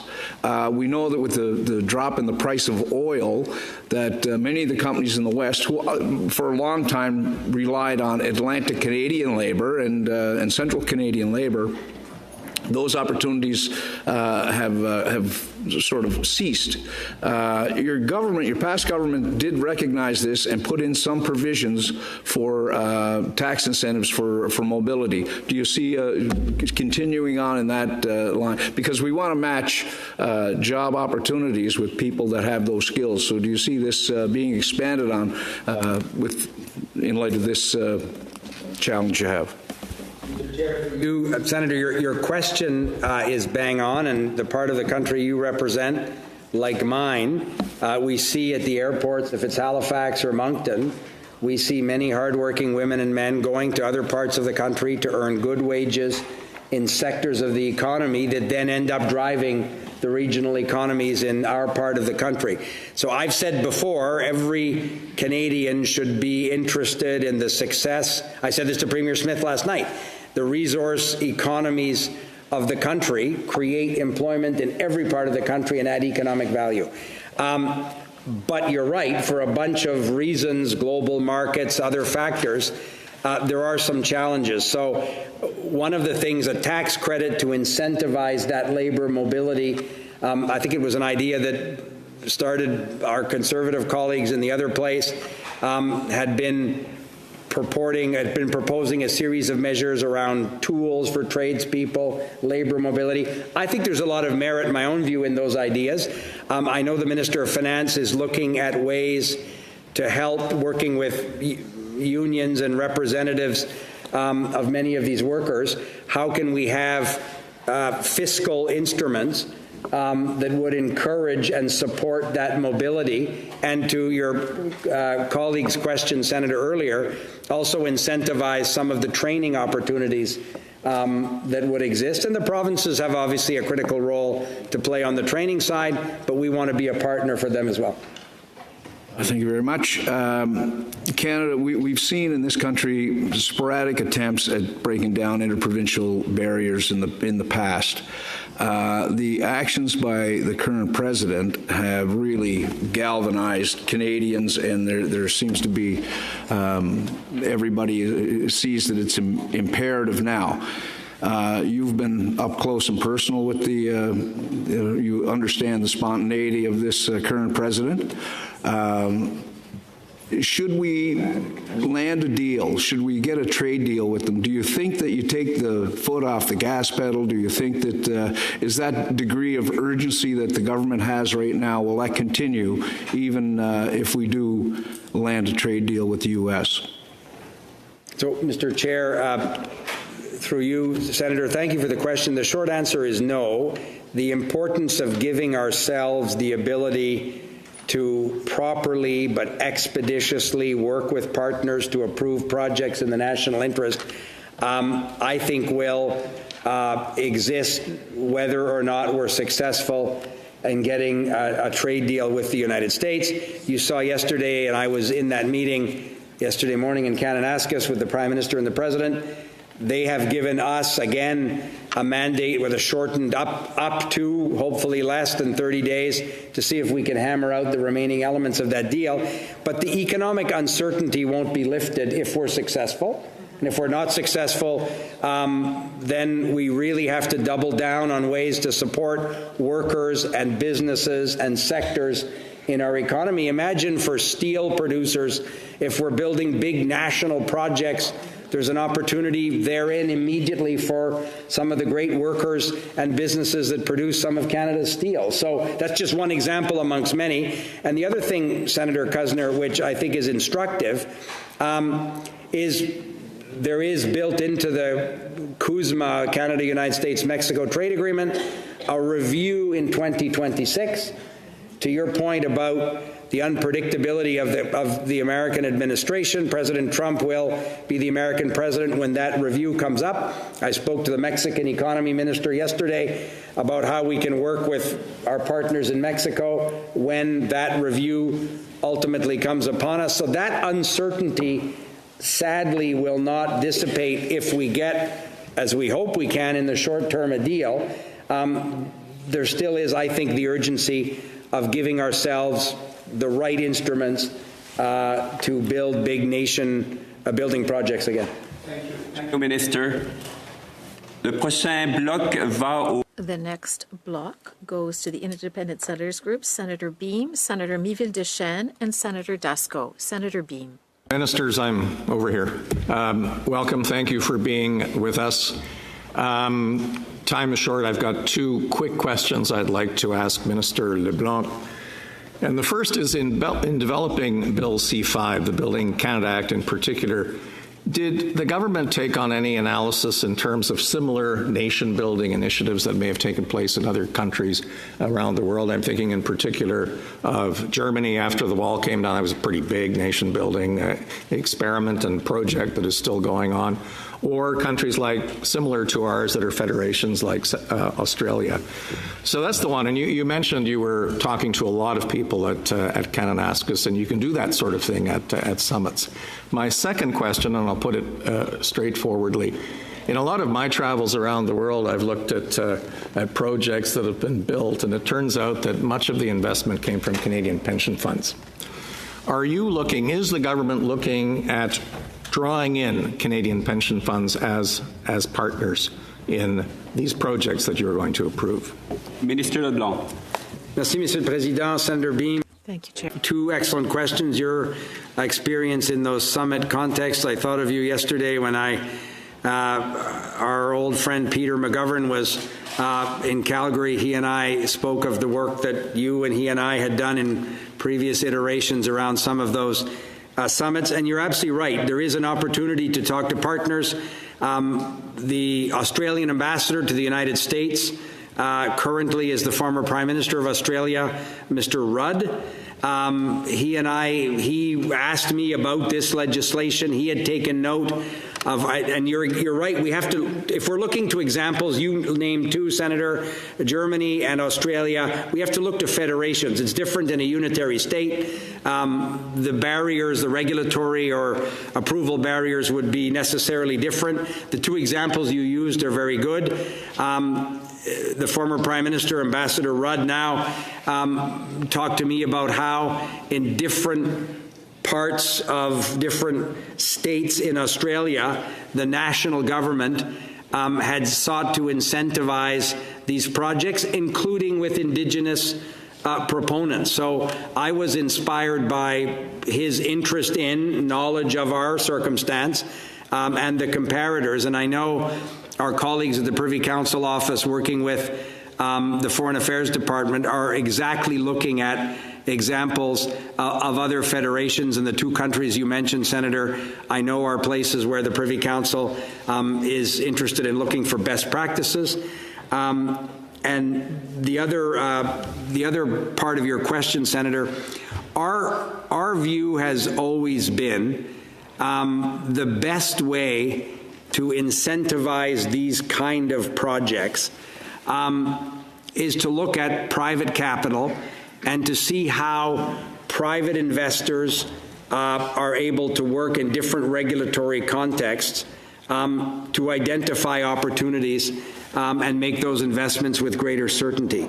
So we're going to be drawing in a series of partnerships that, in our view, will give Canada an opportunity we haven't had previously. Thank you. Sénatrice Miville-Deschênes. Merci, Monsieur le Ministre. Senator Miville-Deschênes, thank you. Welcome, ministers. You speak a great deal, Mr. LeBlanc, about projects that will inspire Canadians. And among them, there's been much talk of pipelines to transport Canadian oil, a major source of pollution due to greenhouse gas emissions. Can we truly be talking, are we truly talking about projects for the 21st century, for the future when we're thinking of our children, forest fires, and the future of the planet. My question is, of course, more philosophical, but I have a feeling that we're going backwards. It's 2025. Thank you, Chair. And thank you, Senator. You are right when you say that we often speak of projects such as pipelines. I have said that to journalists several times in public, on air, and the Saskatoon meeting with the premiers of provinces and territories, well, I'd say about 5% of the conversation concerned oil pipelines. I found it inspiring when the Quebec Premier talked about his joint project with the Newfoundland Premier to develop the second green energy project in Churchill, Labrador. I found it inspiring when the Manitoba Premier talked about diversifying our exports with the mayor of Churchill. We have the impression that it's one single sector and one type of project that defines the urgency for action. But when a Nova Scotia Conservative Premier talks to us about wind energy projects in the sea and how they can be connected to the Atlantic grid, but what about green projects in opposition to fossil fuel ones? When I listed the 5 criteria for your colleagues that will help us decide whether to designate a project as in national interest, one of them is Canada's objectives with respect to climate change. That's in the law. Investors themselves, and I meet private businesses that are suggesting clean energy projects, hydrogen and other. These are business people who come to us with inspiring projects that are supported by their provinces and territories. The project in Grace Bay in Nunavut to open up Canada's Arctic sovereignty. This is a proposal brought to us by Inuit proponents. But you are right. We cannot forget that the majority of projects, and we'll see when they're tabled, there should be a good mix of projects, but you're right that they shouldn't simply be defined by one industry. And thank you for speaking through the eyes of your chair. Thank you, Chair. Welcome, ministers. I'm over here. As you have articulated earlier today, and as we see in the bill, Part 2 of the bill sets out the factors that the government may consider when determining whether a project is in the national interest and will be included in the fast-track process. Now, it seems pretty clear to me that there's going to be competition for projects to be chosen. There will be projects and their backers will be hoping to be on the list and to be picked. Therefore, given that there will be a competition, the government needs a rigorous and fair and transparent process for choosing the projects. I want to drill down a little bit. Can you be more specific on how the criteria that you've identified, the 5 criteria, will be applied? Are they given equal weight in the consideration of projects? Are some criteria more important than others, for example? What is the process? Is it possible for a project, for example, to be strongly related to economic growth, but let's say not so good on another criteria? For example, having clean growth potential. Perhaps there's a project that can spur growth, but it's not very good for clean energy or for clean potential. So I want to get a sense of how you're going to deal with the process, because of course Canadians will want a process that is fair and transparent when you are choosing projects. Vous avez à peu près une minute pour répondre. You have about 1 minute to respond. Monsieur, madame. Alors, je serai très vite. I'll be very fast then. Senatrice, your question, the challenge is to identify, I enumerated them, I won't reread them, are the factors that the government will consider when deciding whether we make that designation, as Rebecca described that process. It's hard to do it in the absence of a specific set of facts. So back to, this will be the 6th time, Mr. Chair, back to the hypothetical. When we see a province or territory, an Indigenous organization come forward with a project, the government will use the 5 criteria enumerated in the law, if the law is adopted by Parliament. And this is not going to be done in a steakhouse at night, in some restaurant. Like, you're going to have premiers, you're going to have Indigenous leaders, you're going to have, and you're right, there is a healthy competition. The premiers are talking to each other and to us about ideas they have. And one thing about a group of politicians that get together, it's not often done quietly. So there is a merit, in our view, of having these premiers, Indigenous partners, use examples. But at the end of the day, there has to be a proponent. And there has to be an amount of money that private investors, public investors are prepared to put forward. One of the reasons we want to do this is to incentivize that very investment. And then you're going to see, I hope, to your colleague's question, a series of inspiring examples in different sectors, some of which people perhaps aren't thinking of when they look at this particular project, this particular bill right now. Thank you, Minister. The last block, Senatrice Martin and Senator Seidman, you have the floor. Senator Martin? Yes, thank you. Thank you, Ministers. My questions are for Minister Alty. Bill C-5 proposes an Indigenous Advisory Council within the Federal Major Projects Office. Yesterday, the Indigenous leaders in this chamber said they did not know any details about the makeup and the process to form the Indigenous Advisory Council. So can you provide some details on how the members of this council will be selected to ensure balanced representation of First Nations, Inuit, and Métis voices? And additionally, what formal mechanisms will be in place to ensure the council's advice carries real weight in project decision-making rather than being a checkmark in the process? Yes, and thank you for the question. So there's not only this bill, but standing up that National Major Projects Office, as well as the capacity funding for Indigenous rights holders, as well as the Indigenous loan guarantee. So there's a lot of moving parts all at once.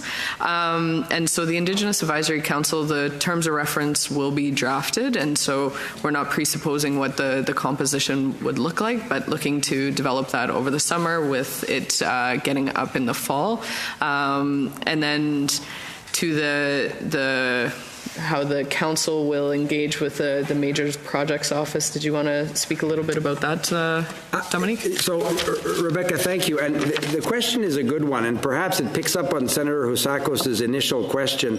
The Federal Major Projects Office is designed to be a small group of experts in supply chains, trade, diversification, Indigenous consultation, equity experts, Arctic and Northern expertise. So imagine, and many of those people will be taken, it's not creating a big new bureaucracy. The idea is to take many of that expertise from existing departments, supplement it where necessary. And the Indigenous Advisory Group will be a key part of that evaluation. I saw some public commentary around whether the Prime Minister this summer would meet with Indigenous leaders before, as to Rebecca's point, that council is stood up. He's made that commitment. The Prime Minister himself will be having those series of meetings with rights holders and Indigenous organizations precisely to ensure that those decisions reflect the desire to collaborate that we have, but integrate that work in the real decision-making and advice that would come to me and that I would then give to my cabinet colleagues. Okay, we still don't know the details, but that was a very burning question and a desire for the leaders to understand what that will look like. So given that the Council's input may influence projects deemed to be in the national interest, will the government commit to making the Council's recommendations and rationale publicly available to ensure transparency and demonstrate how Indigenous perspectives directly inform project outcomes? Yeah, and I think I'd just clarify too an important part. The Indigenous Advisory Council isn't an Indigenous rights holder. So when we are talking about consultation to add a project to Schedule 1, or we're talking about consultation on a project to set conditions, that consultation, the legal requirement would be with the rights holder impacted there. The Indigenous Advisory Council would be that higher level, providing recommendations to the National Major Projects Office. So just making sure that there's a distinction there. Do I have any more time? Yes. Yes? Okay. So I have one more in relation to the projects themselves. Given the emphasis of Bill C-5 on advancing projects of national interest, how will your government ensure that Indigenous-led resource and infrastructure projects, like those already mired in federal regulatory delays, are prioritized and supported through this streamlined process? Especially when some already meet the government's criteria for economic benefits and likelihood of execution. Yeah, I think that's, thank you, Mr. Speaker. You know, projects that are coming forward have done a lot of, projects that will be coming forward have done a lot of that homework already, the engagement with impacted Indigenous rights holders. And then some of these actually have Indigenous equity in those projects. And so that would score better. That is more favorable. We are looking for those projects that can hit the ground running. And so if you can show that you have Indigenous support of the project, that it does have that Indigenous equity, it does come to the top more than a project that doesn't have support of the local communities, doesn't have the Indigenous support, still has to do a lot of that homework. Again, this legislation is also time limited with that 5-year. We're looking to get these projects, recognizing the challenges that the country's facing, the steel, aluminum, tariffs. We do want to get these projects going sooner rather than later, and projects that have that support would come up higher. Senator Seidman, you have the floor for the last questions. Thank you. Thank you, ministers, for being with us. My question is for you, Minister LeBlanc. It states that the purpose of the Act is to promote free trade and labour mobility within Canada while continuing to protect the health and safety of Canadians. So the Canadian Cancer Society has cautioned that Bill C-5 could unintentionally weaken public health and safety protections by enabling less stringent provincial health standards to become the default if the federal standards are removed in certain cases. Is there a safeguard in this bill to ensure that this does not happen? So, if I may, Mr. Chair, your question, Senator, is a good one in the sense that if we're talking about either coming to cooperation agreements with provinces and territories in terms of reviewing projects, or in the case of labor standards, which would be the first part of the legislation, the idea is absolutely not to drive it to the lowest common denominator, but to be inspired by best practices and to avoid duplication and overlap. So that is wherein lies the authority to come to cooperation agreements with provinces and territories around approvals and review processes. But I certainly share your view that Canadians would not be forgiving of governments, federal or provincial and territorial, that would seek to, and to use your example, undermine health and safety essential to the fight against cancer. That was the example you used, one that obviously of which I have a keen personal interest. But there are other examples in other sectors where I think governments can be inspired by best practices, can avoid delay and overlap and duplication while maintaining the same high standards that Canadians would rightfully expect. Thank you. Does the bill allow for a specific exemption for health through regulations after the bill is passed, for example? Allow for a specific exemption for health through regulations? For health through regulations? Through health, a specific exemption for health issues using the regulations after the bill is passed. Health issues, give me an example, Senator. Okay, I will. So for example, of a health issue. Well, for example, the Canadian Cancer Society talked about asbestos. So asbestos is absolutely not permitted by Canadian standards and regulations, but there are provinces that still permit a certain amount of asbestos in buildings. That's an example that's been used. So again, that's a good example. I'm not the right scientific expert in terms of what those standards would be, but as the minister who would oversee the process by which we would sign either cooperation agreements with provinces and territories, and certainly I know my colleague Chrystia Freeland, who would have the carriage of the responsibility around standards. Again, I understand the concern, but it is in the extreme hypothetical to say the Government of Canada would seek to weaken standards that would protect people from potential cancer-causing circumstances like that.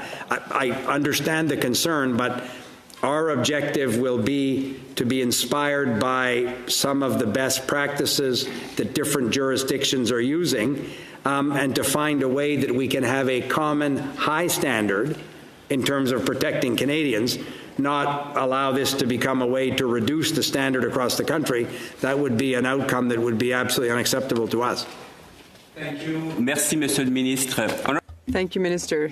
Has been hearing from the ministers for 130 minutes. In conformity with the order adopted by the Senate, I'm obliged to interrupt proceedings in order to proceed with the second panel. Madame la Ministre Alty, Monsieur le Ministre LeBlanc. Minister Alty, Minister LeBlanc, on behalf of all senators, I thank you for joining us today and for assisting us with our work. Merci beaucoup. Thank you so much. Thank you. Honourable Senators, we will suspend very briefly to prepare for the second panel. Thank you. Merci.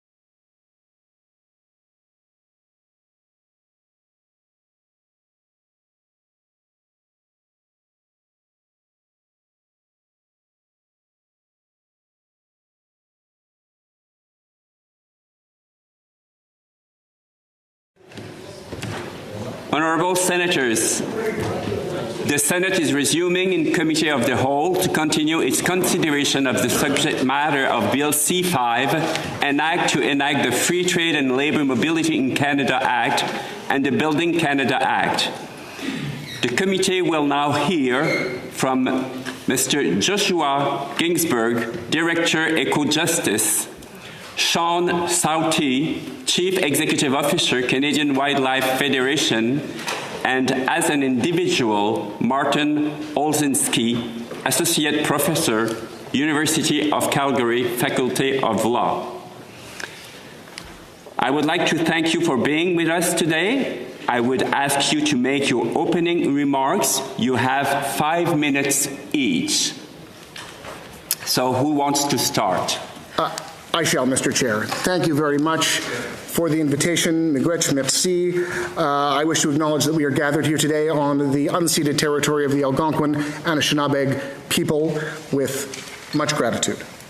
I am a lawyer with Eco-Justice, and my remarks are supported by many of Canada's leading environmental organizations, including Nature Canada, WWF Canada, West Coast Environmental Law, the Canadian Parks and Wilderness Society, Sierra Club Canada Foundation, Equiterre, David Suzuki Foundation, and Environmental Defense. I would like to begin, Senators, by underscoring a point that was raised by Indigenous organizations yesterday, including the Assembly of First Nations, that deep consultation and the free, prior, and informed consent of Indigenous peoples must be a prerequisite, not only to decisions to be made under this bill, but to the legislative initiative itself. If more time is needed to fulfill that obligation, then I respectfully submit to you that Parliament should prioritize getting it right and taking the time that is necessary. Now, as His Majesty noted, when he gave the speech from the throne in this very chamber just days ago, Canada faces an urgent and interwoven set of challenges, from global instability to economic uncertainty, from worsening wildfires to the alarming decline of species like caribou and killer whale. We agree that to meet the moment, Canada must build infrastructure faster. But we must also build wisely and uphold the environmental and democratic safeguards that make progress both possible and lasting.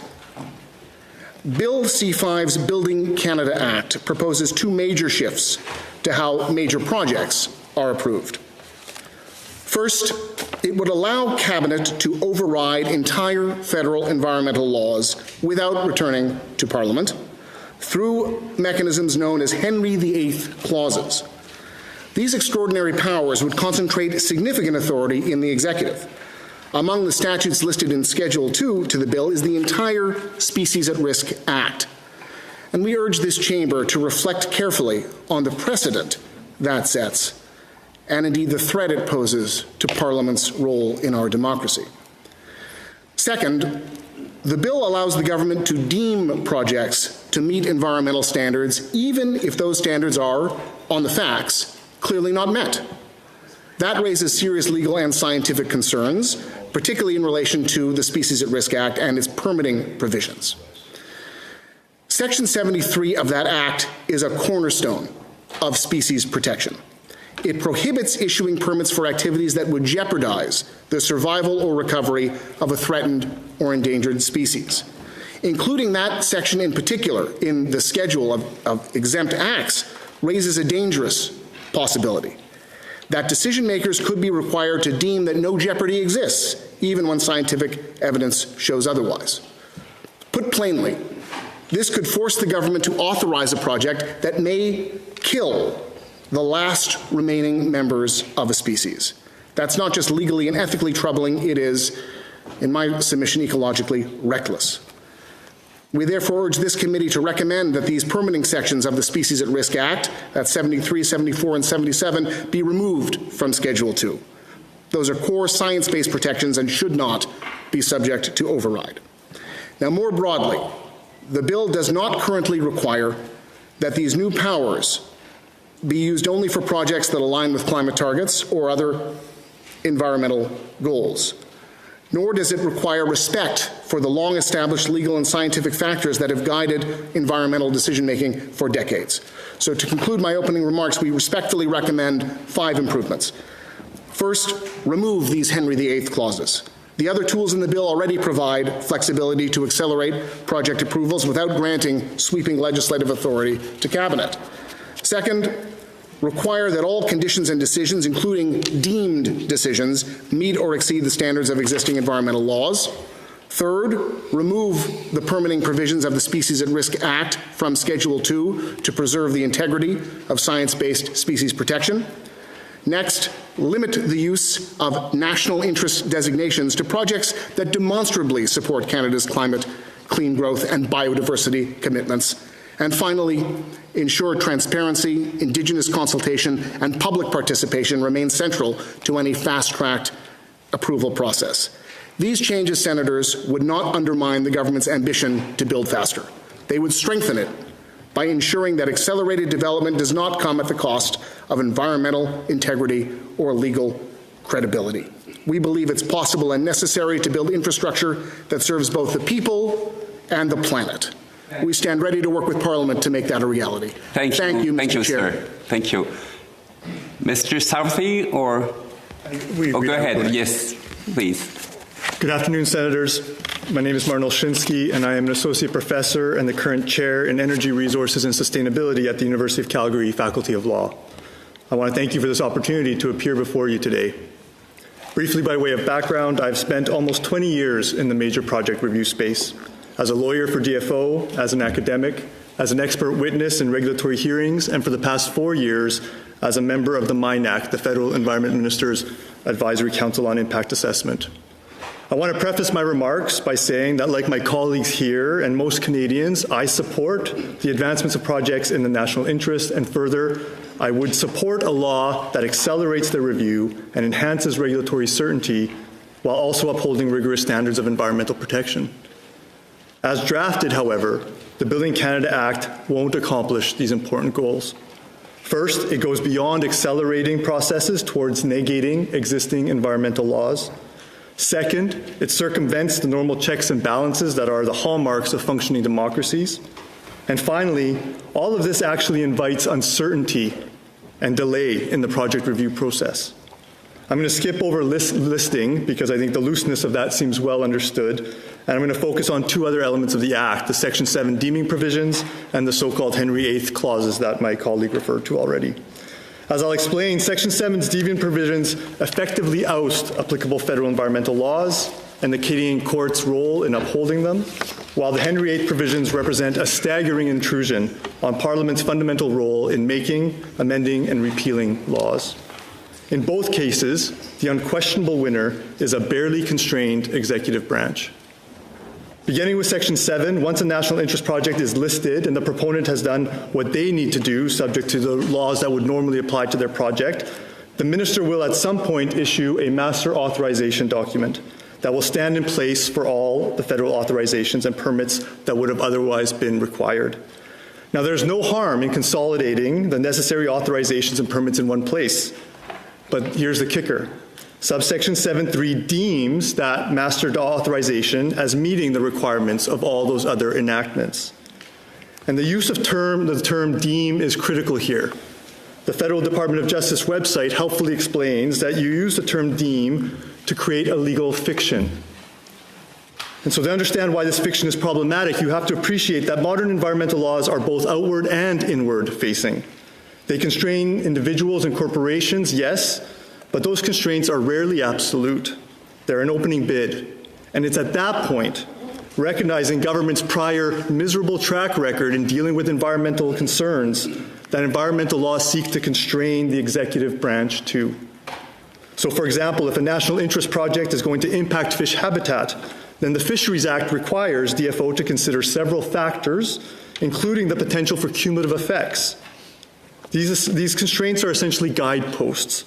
They don't dictate a particular outcome, but they help to guide decision-making to varying degrees towards more sustainable development.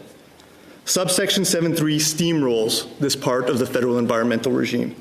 It creates the legal fiction that the designated minister has complied with all of these guideposts, even if it hasn't. This is essentially a blank check for the executive branch, subject only to some consultation with the relevant minister.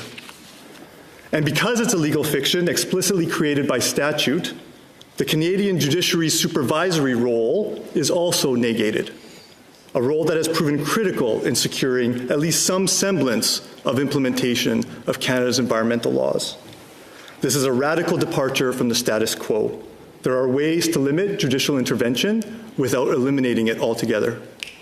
And this brings me finally to sections 21 through to 23, the Act's Henry VIII clauses, pursuant to which Cabinet will have the authority to make regulations not merely to flesh out the provisions of this Act, which is of course normal, but to modify and even exempt the application of any law in the federal statute book.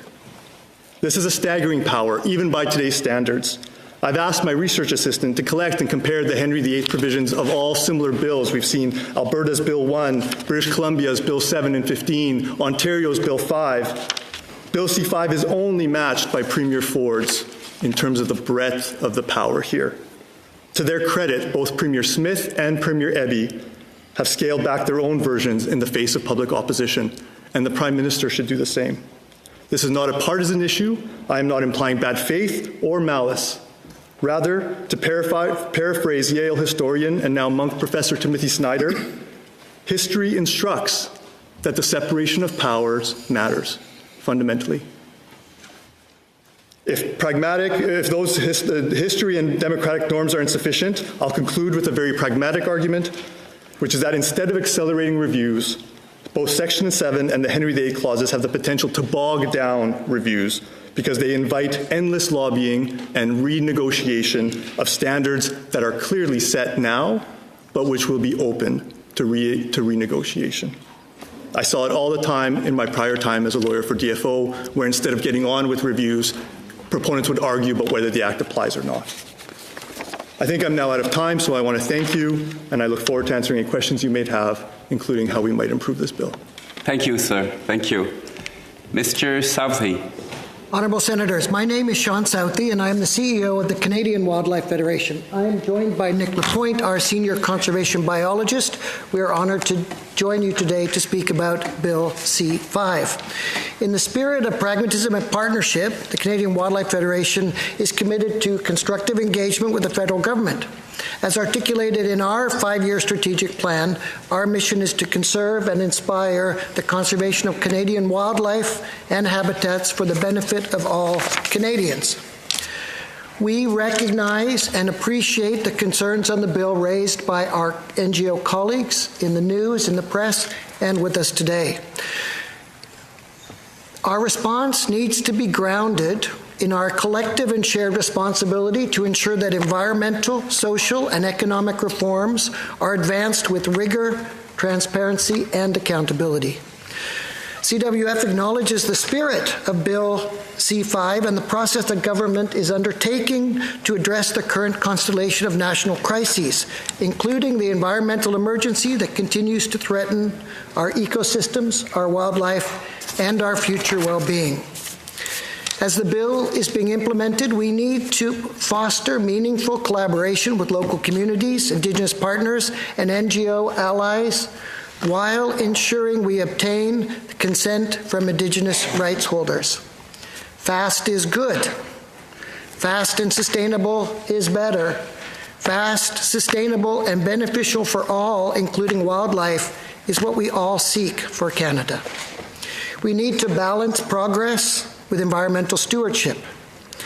CWF and other experienced NGOs can play a key role in helping the federal government broker these important trade-offs.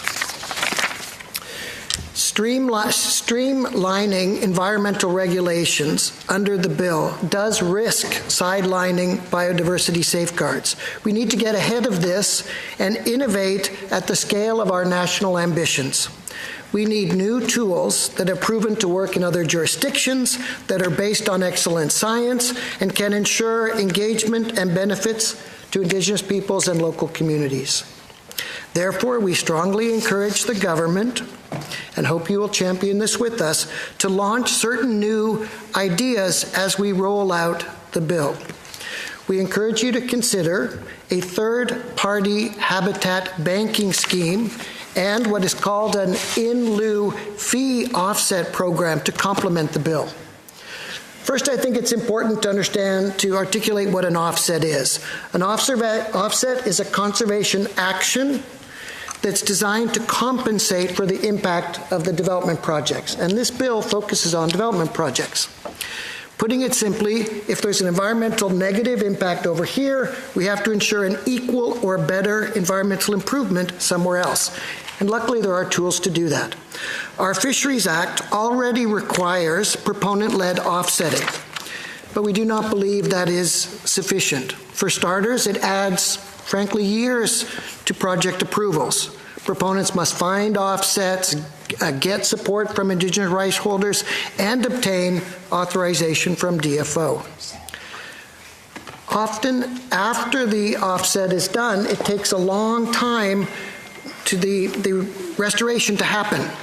So there's a gap between harm and recovery. And sadly, at the end of the day, often these offsets don't work. And we need to ensure as we roll this bill forward that things are in place to make it work. We encourage the federal government to allow this remedy by enabling third-party habitat banking under the Fisheries Act. This is a win-win-win. Conservation benefits arise from restoring habitats in advance and confirming the effectiveness before selling credits. Proponents, the champions of these projects, can benefit from the streamlined regulatory approvals while we recognize the environmental benefits for all Canadians. However, it takes a while to put third-party habitat banking into place, and we need those tools right now to move these projects forward. So we are recommending that the government allows proponents to do what's called a pay-in-lieu fee program. Therefore, they can pay as they go with offsets happening. We see in these proven approaches ways to reduce delays and allow projects to get built while ensuring that Canadian conservation and restoration efforts flourish. We at CWF, with our colleagues, are here to help. We have worked on these issues for years, and we have shovels and wildlife ready. Thank you for your time and your commitment to working to create a culture of conservation in Canada. Nick and I remain available to answer any questions. Thank you. Gentlemen, thank you for your opening remarks. We will now move on to question period. Honourable Senators, I thank you for indicating to whom your questions are addressed. The first block of 10-minute questions will go to the opposition. The floor is yours, Senator Martin. Thank you. Thank you all for being here and for your testimony. My first question is to Mr. Ginsburg of Eco-Justice. Although I know that Mr. Olinsky also mentioned this in his opening remarks. So Eco-Justice has flagged the potential for Bill C-5 to backfire, exposing Canadians to lawsuits, remediation costs, and degraded ecosystems. You mentioned example of DFO and just the delays and the in the end, the cost to taxpayers. So from a taxpayer standpoint, does this legislation represent responsible government? Could this not open the door to major legal liabilities for taxpayers? If you could speak to that.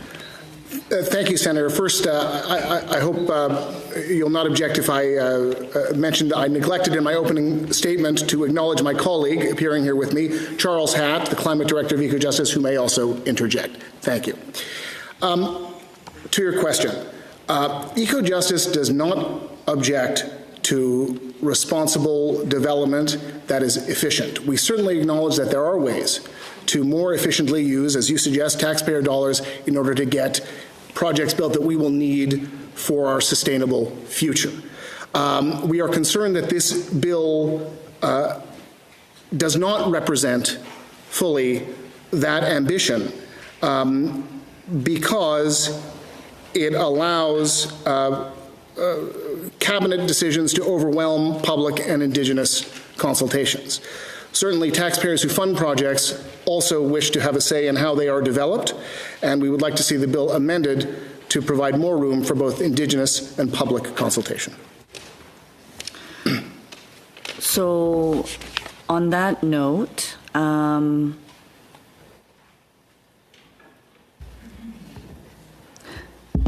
the list of national interest projects is not yet public, and so far the government has been very vague in their examples of potential national interest projects. So as stakeholders, and this could be a question to any one of you, how important is it to see a potential list, or at least a concrete example of what would be deemed a national interest project before Parliament proceeds with the bill? What level of detail should be required for projects to be evaluated meaningfully? I can begin. Senator, I think there are two things that are important here.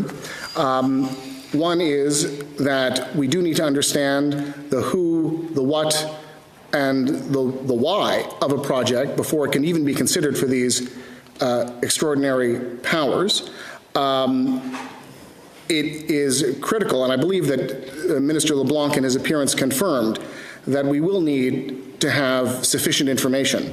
But the bill does not speak to that. It doesn't require any threshold of information before a bill is a candidate for scheduling. And so that is a very important improvement that we think could and should be made. The second issue is the matter of the criteria which are applied to that question. Right now it's quite open-ended as the bill is drafted. It could be anything. Yes, there are a list of considerations that may be taken into account. We believe the may should turn into a must so that it is clear what is necessary and that it be a requirement for such an extraordinary power that any project considered for listing actually advances Canada's biodiversity and climate goals. Right, because in Section 5, it allows Cabinet to designate projects as being in the national interest based on any factor, quote. So you see a lot of risks. Do you want to expand on just how that is a concern to you? I'll defer to my colleagues. Yes. Yeah, I mean, so it's interesting. That clause is basically worded like you can consider any color, including red, orange, yellow, and blue. That is essentially the effect of that provision. And so I think I would probably agree. You know, it might be helpful to have a list of projects that are, contenders, if you will, in this space, but it doesn't change the language of the Act, right? And in that sense, it is very open-ended. So even if you had the first vintage of projects and they had a certain sort of, let's say, flavor, there's nothing in the Act that would bind the government to keep moving those kinds of projects forward. They could easily pivot and start focusing on different factors, and the Act would allow that. So at the CWF, we're not as much in the environmental law space as our colleagues. We work across Canada with other NGOs, with local communities, with Indigenous peoples to implement projects. We know that when you implement a project, in almost any circumstance, there are environmental implications. We believe that the bill has to be prepared from top to bottom to ensure that those processes are done. That means we have a duty to consult on what projects go into that schedule and seek consent on the schedule list. But it also means that once things get on that list, once projects get in there, we are prepared to move at the speed and the professionalism required to ensure that those implications, environmental consequences, are managed to the extent possible. In the environmental world, we say it's best to avoid a problem. Don't build if there's a unique species, an endemic species that are at risk. And we shouldn't build ever if there's a unique or endemic species at risk. But if it's a manageable problem, we can move to a mitigation regime where we take care of it the best possible. Sometimes we need to offset, and that's where we take the consequences and we make sure that Canada gets better at the end of the day from these big investments. I think if we're smart and we work together, we can ensure that the follow-up, once things are listed, are done well. And I think many of us in the environmental movement are willing to work on ensuring that the delivery at the tail end is commensurate with the ambition. Do I have time for one more? Yeah. Okay.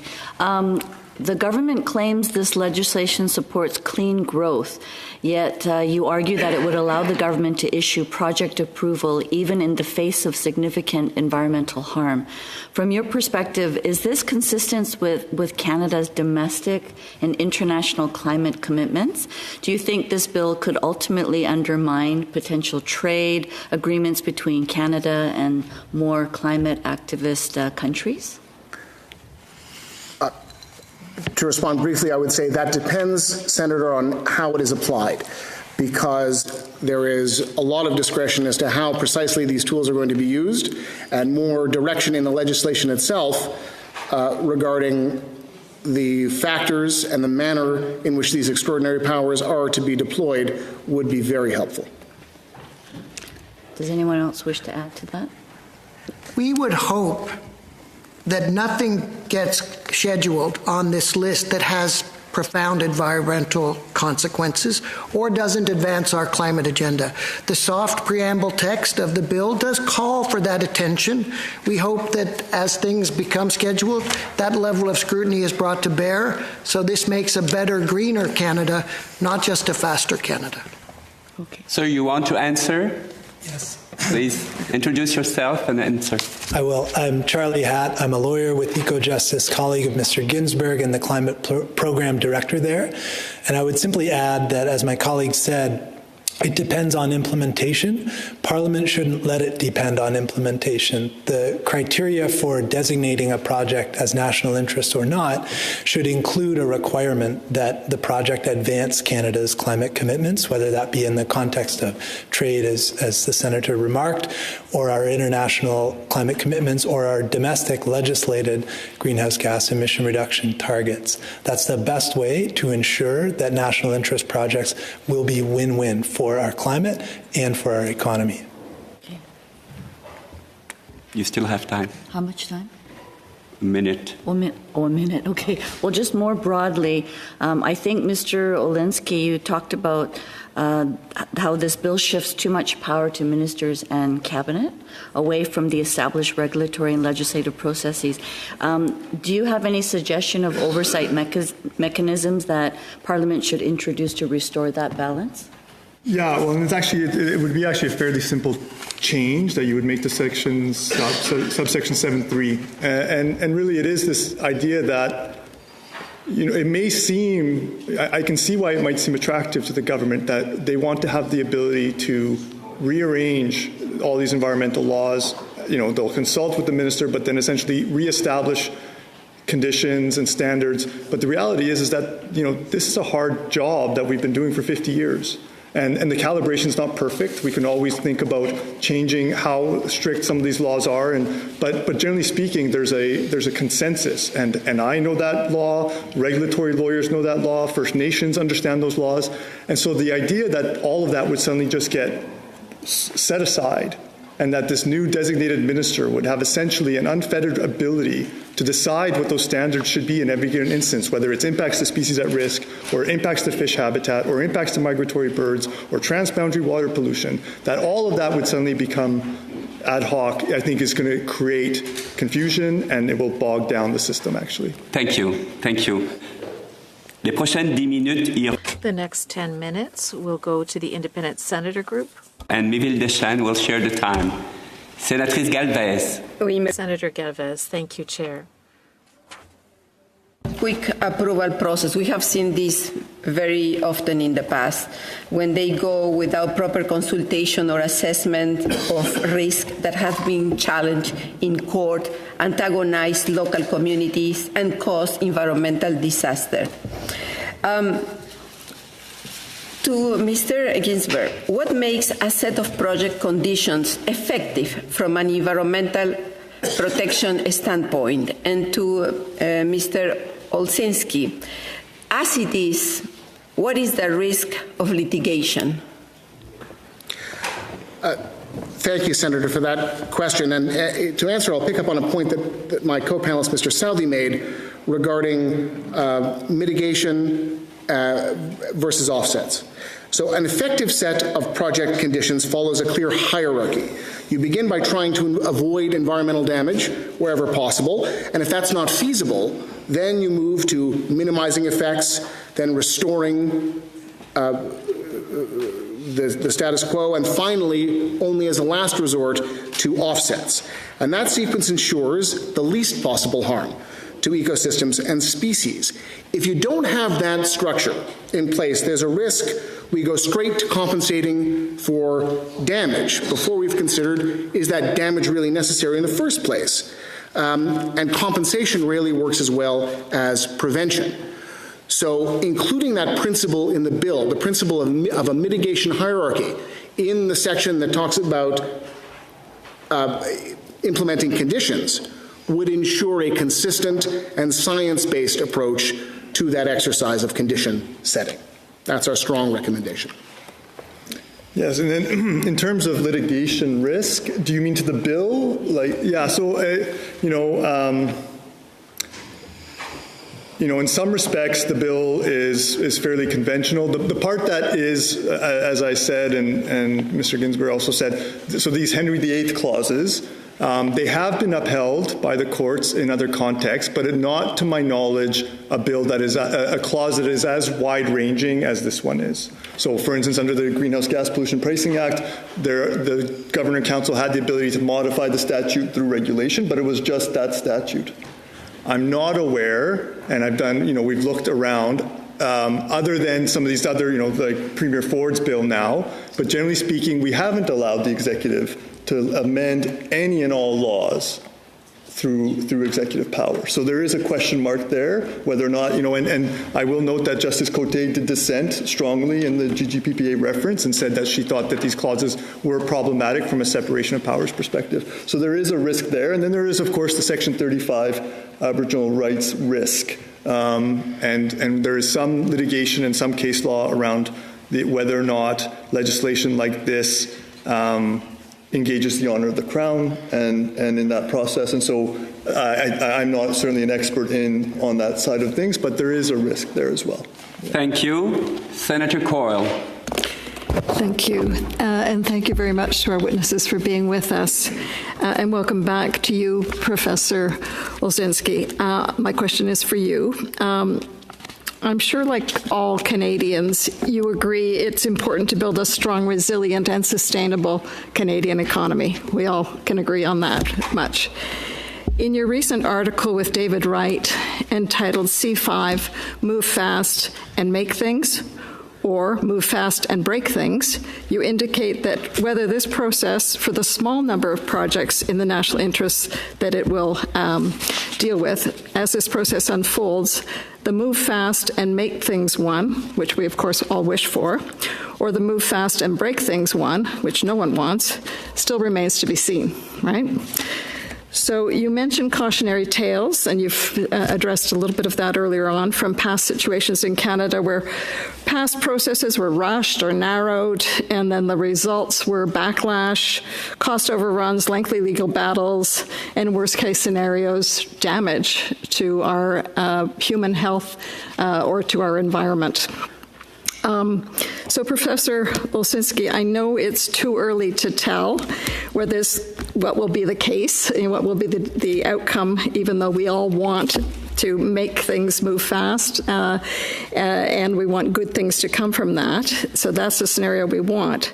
But could you tell us if there are types of projects or projects with certain types of characteristics that you believe would have a greater potential for success given all considerations?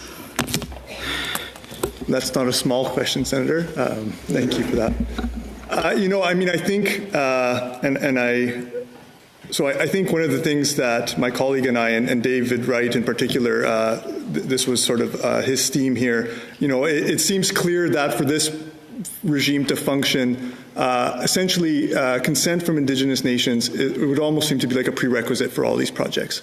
And fundamentally, I think going to the back end actually and seeing how that plays out, I said that, because of this effective deeming that happens, an organization like Mr. Ginsburg would be very hard-pressed to actually mount a successful challenge to one of these authorizations, because you would go into court and say, you haven't met the requirements of Section 7, and the court would say, but Parliament deemed them to have been met, and that's it. But of course, Parliament cannot deem away the Constitution. And so, it really, and here I think, I want to be careful how I express this, but it does seem really problematic to me that in a sense what happens is that First Nations are being placed in a very difficult position because they have their own aspirations, and we are in the midst of a reconciliation project in this country. And they will, whether intentionally or not, this bill places them right in front of what presumably the government of the day will say are projects in the national interest. And I think that that is a very, very difficult position to be placed in. And so, as I say, the only way to avoid that difficult position is to focus on projects for which there is that First Nation support. Thank you, Professor. Sénatrice Miville-Deschênes. Merci. Senator Miville-Deschênes. Thank you. I worked for a long time in the Senate, as did others, on Bill C-48, which prohibits tankers from docking on the northern coast of British Columbia for environmental reasons, essentially to protect the fishing industry and at the request of various Indigenous groups. But at the time, there was a major division between the Indigenous and non-Indigenous peoples on this bill. The Premier said that it was of interest to be able to get oil to the northern coast. What I've understood, you're saying any law could be overridden. Does that mean that if there's a national interest project, C-48 could be overridden? I don't know how long we worked on it, but it was the previous government's choice for the society. Qui votre question s'adresse? Who is your question for? To the professor? The answer is yes. Yes, you indeed. There will always be the constitutional imperative with Indigenous peoples, Section 35 rights. But with regard to rights in C-48, the situation is exactly as you have described. C-48 would be suspended. What about provincial environmental assessments? It's being said that the federal environmental assessments could be skipped and only the provincial ones would be maintained. I'm thinking in Quebec or in Alberta, for example. What can you tell us succinctly about provincial environmental assessments when you compare them to the federal ones? Sure. First of all, thank you for the question. The purpose of federal and versus provincial environmental assessments are different because the regulations are different and so on, but it's possible that there would be collaboration between the provinces and the federal government. It's possible that the current methods of collaboration could be improved. Thank you, Senator. I appreciate that. But I will say that what we would be concerned about is any attempt to abdicate the proper federal role, because, of course, there are certain things that only the federal government can evaluate under its jurisdiction. So we can cooperate while each maintaining our proper jurisdiction that the Constitution requires. Merci beaucoup. Merci. Thank you very much. The next block to speak will be the Canadian Senator groups. The Senator Prosper, followed by Senator Pupatello. Thank you, Chair. And thank you to the panelists. My first question will go to Mr. Olszynski, where you wrote a blog post on C5 and stated, and I quote, how can the Crown fulfill its consultation obligations, let alone obtain consent, with respect to large-scale nation-building projects within the short timelines that seem to be envisioned by government and proponents? The answer is not entirely clear. Can you advise if there is any way this bill can be improved to better ensure meaningful consultation is undertaken with Indigenous peoples?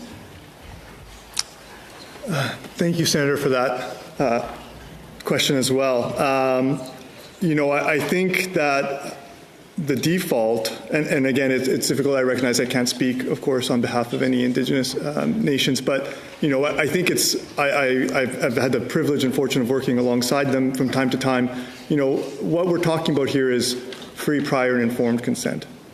We are talking about an ethics standard, and the reality is, of course, that we have laws. We have a law in Canada now that sort of moves us in that direction, that endorses the Declaration on the Rights of Indigenous Peoples. So, I actually happened to catch your remarks earlier today in the chamber, and I think that I would probably just echo back to you the things that you said, that this is not actually a mystery. We have a track record now. We've developed processes in place for doing this work, and we could be doing that work here. Thank you for that. My next question is for Mr. Ginsberg. We were at a press conference yesterday. Nice to see you there. And I wonder if you could speak a bit about this Henry VIII clause with respect to greater detail, and share how you would like to see that amended to better constrain the broad sweeping powers that government is seeking through that clause. Thank you, Senator. In terms of amendments to the Henry VIII clauses, as I said, the best course of action in our view would be to delete them. And I say that because there is already a very significant and sweeping power contained in the bill, and that is the deeming clause that I've spoken about and Professor Olshinsky has elaborated on in some detail, which is very powerful and accomplishes all of the things that the Henry VIII clause can in terms of allowing projects to proceed on a very expedited timeline. The Henry VIII clause is dangerous because it allows Cabinet to exempt whole projects wholesale from the application of federal law. And that includes the Canadian Environmental Protection Act, Migratory Birds Convention Act, and as I've said, the Species at Risk Act. And these aren't just mere procedural statutes or roadblocks on the way to development. They really do contain substantive provisions that are meant to prevent irreversible harm, like driving species to extinction, polluting air and water in ways that threaten human health and ecosystem health. So they're not meant to be waved away. And like Professor Olshinsky, I don't impart any malice to the government in suggesting that, but I do suggest that in its zeal to ensure that important projects proceed quickly, perhaps it has included a little bit too much and proposes to tread on Parliament a little too much, and that should be scaled back. I do see somebody in the back. Yes, sir, please. Just a quick addition, Senators. If the government is seeking such an extraordinary power, it should justify the request, and we're not aware of any justification yet advanced by the government for why this extraordinary power is needed on top of the other processes in the proposed legislation. Thank you. Thank you. Senator Pupatello. Yes, thank you. I'm up here. Thanks. This is for all three of you, and I'll give you a few minutes to think about your answer while I give you my preamble. I was hoping for examples from each one of you of projects that you have participated in that led to great mitigation and projects that went forward and were actually very successful. My own history at the Ontario government with large projects, the latest was bringing bringing the 401 right to the new Gordie Howe Bridge. And what started as an impossible task, took my entire career there to finally get through the processes, we ended up with more naturalized space, more wildlife, more preserved species, more fencing for snakes that are traveling around my region than we had before we started. And it is, frankly, a fantastic example of how groups could come together in the absence of laws that told us we needed to, but an awareness that exists in our communities around big projects, especially in the middle of an urban center like mine, at the heart of the trade corridor for the continent. So I'm feeling really hopeful that these big projects, despite laws or anything written, we are doing the right thing, and we've been doing the right thing in better ways for a long time.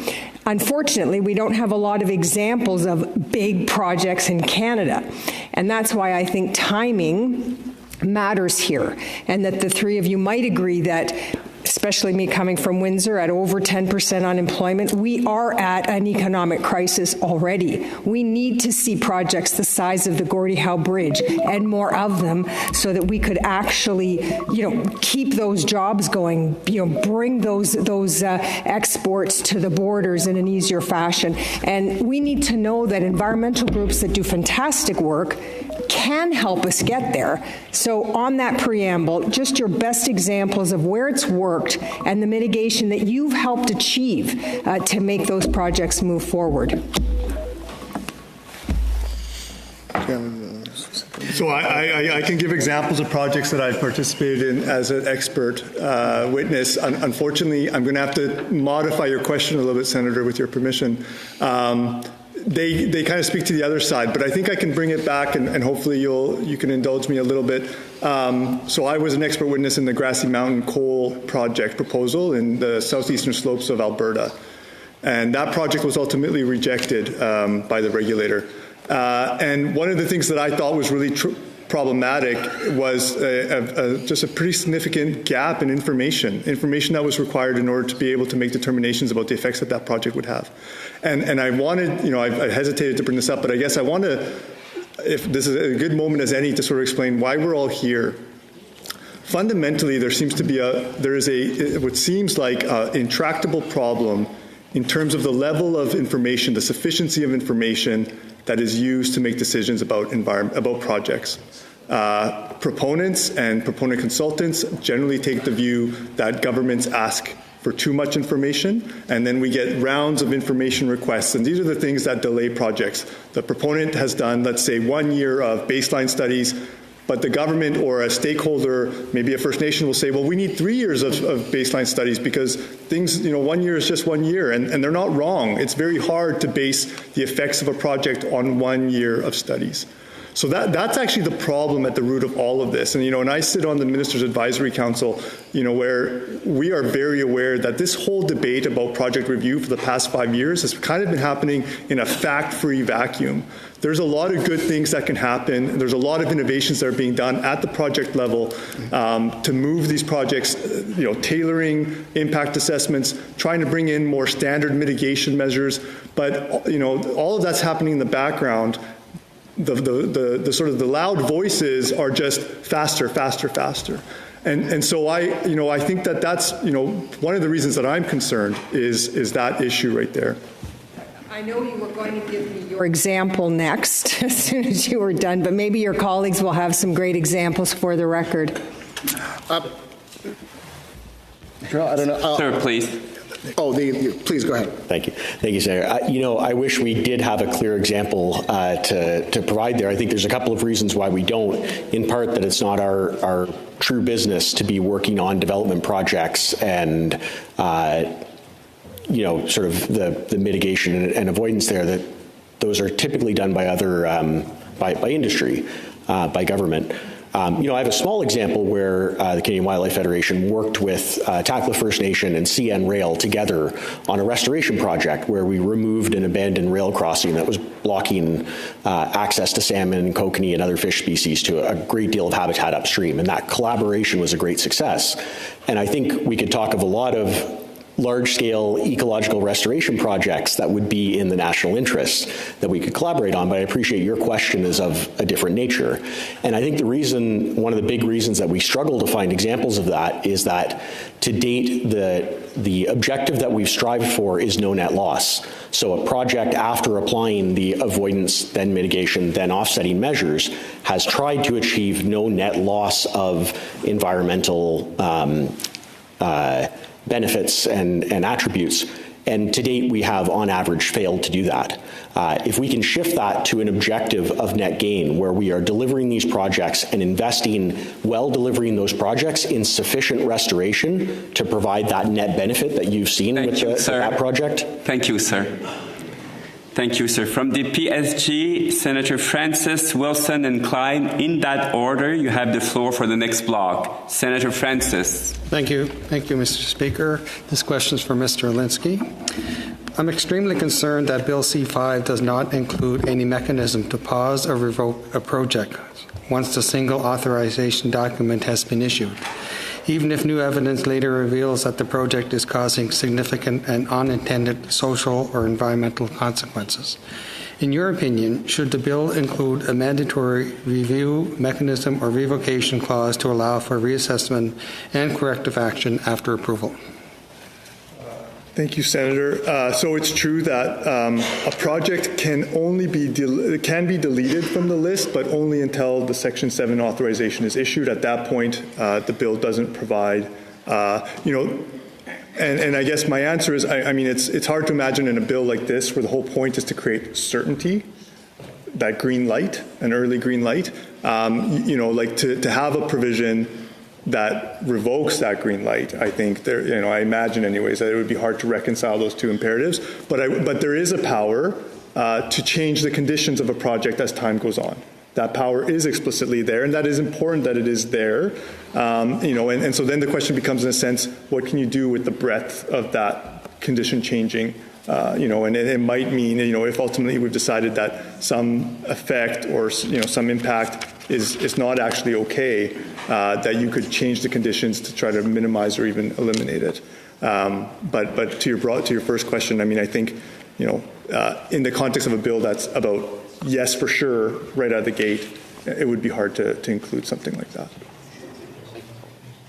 Senator Wilson.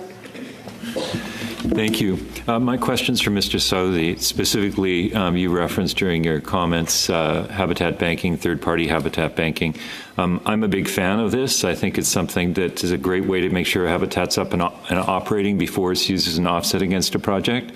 I'm continually frustrated by how this isn't used more widely. Can you maybe give me your thoughts in terms of why that is and what needs to be done to make it happen, just more in generally, not just in relation to this bill? We can see multiple jurisdictions around the world where you have very robust restoration economies created because there are provisions for third-party habitat banking. Our friends to the south of us have a very rigorous system. There's no reason Canada cannot have the same. It's a matter of just putting into the legislative array the proper tools. It does mean creating new capacities in DFO to know how to handle these, if it's a fisheries offset, to handle them. There's no reason those capacities cannot be built quickly. It does demand that the interlocutors, whether it be an NGO, an Indigenous group, a consulting firm, understand the rules of the game and can put those mechanisms in place quickly. We believe that this is not a big lift. For 5 or 10 years, we've been looking at this issue in Canada. We have many allies. We believe it could be put into place quite quickly. Even if it's put into place quickly, it still takes a while to implement. But the long-term benefit is an economy and culture of restoration led by Indigenous peoples, led by local NGOs, led by local governments that can lift communities and lift the economy. So we would join you in celebrating it as a mechanism. Senator Klein. Thank you, Chair. Gentlemen, in 2022, RBC released a report entitled 92 to 0, how economic reconciliation can power Canada's climate goals. The report noted that achieving net zero, and I quote, will rely heavily on vital sources of capital held by Indigenous nations, and RBC estimates Canada needs roughly $2 trillion in capital over the next 25 years, much of it from the Indigenous sources or unlocked by Indigenous partnerships, including ownership, end of quote. The report, the Indigenous lands hold vast resources essential to green energy systems, including 56% of advanced critical mineral projects. With the urgency of economic development, if the government looks at prioritizing some critical minerals projects involving Indigenous lands, can you please walk us through what the consultations and decision-making would look like with Bill C-5 compared to without it?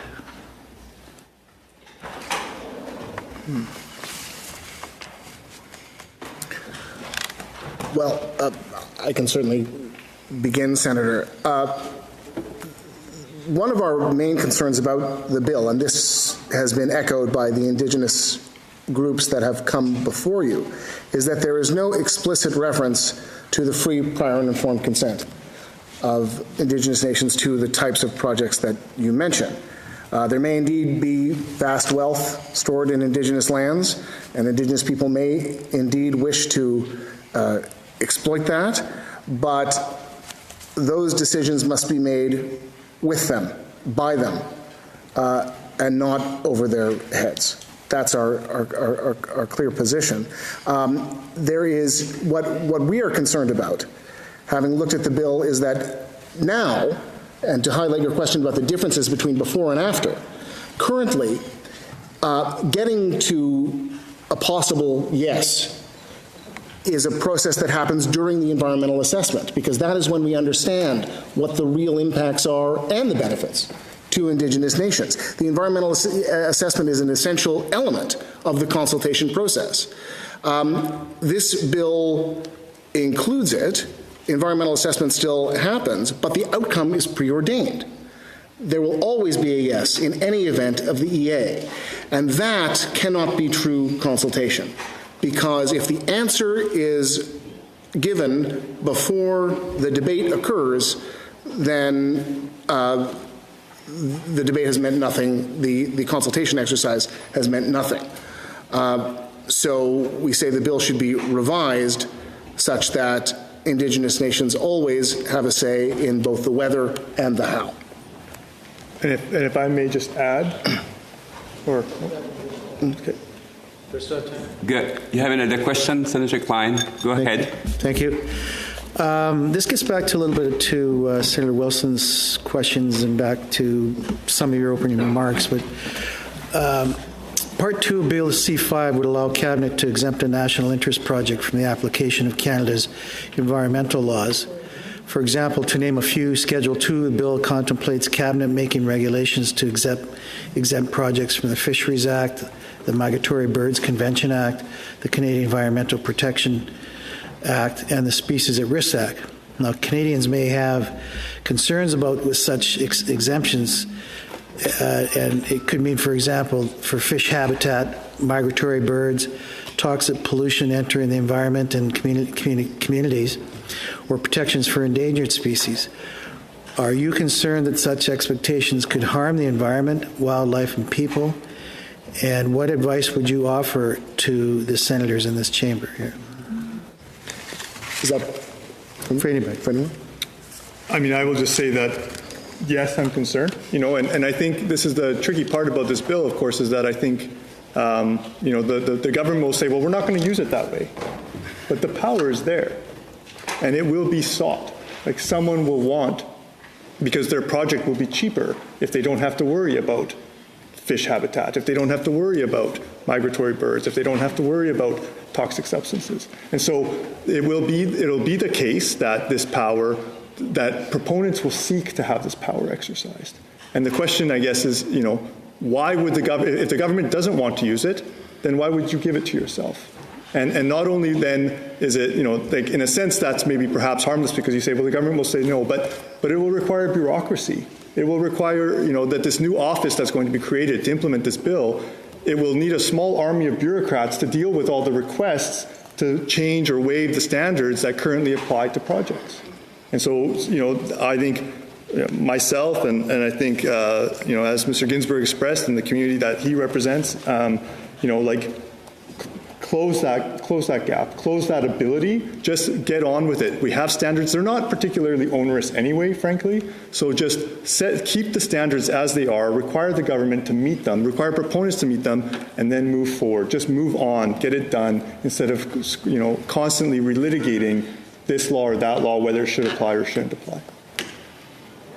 Thank you. Merci. Le prochain bloc, sénatrice. The next block, Senator Simons, Senator Pate, and Senator Moody. Senatrice Simons. Professor Olszynski, down here. I'm very glad you're able to join us from Calgary today.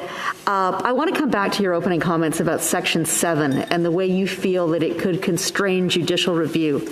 I know you touched on that briefly in your answer to Senator Coyle, but I wondered if you could be a little bit more explicit about how you think Section 7 ties the hands of the court and whether you think that's a worst-case scenario or a probable interpretation.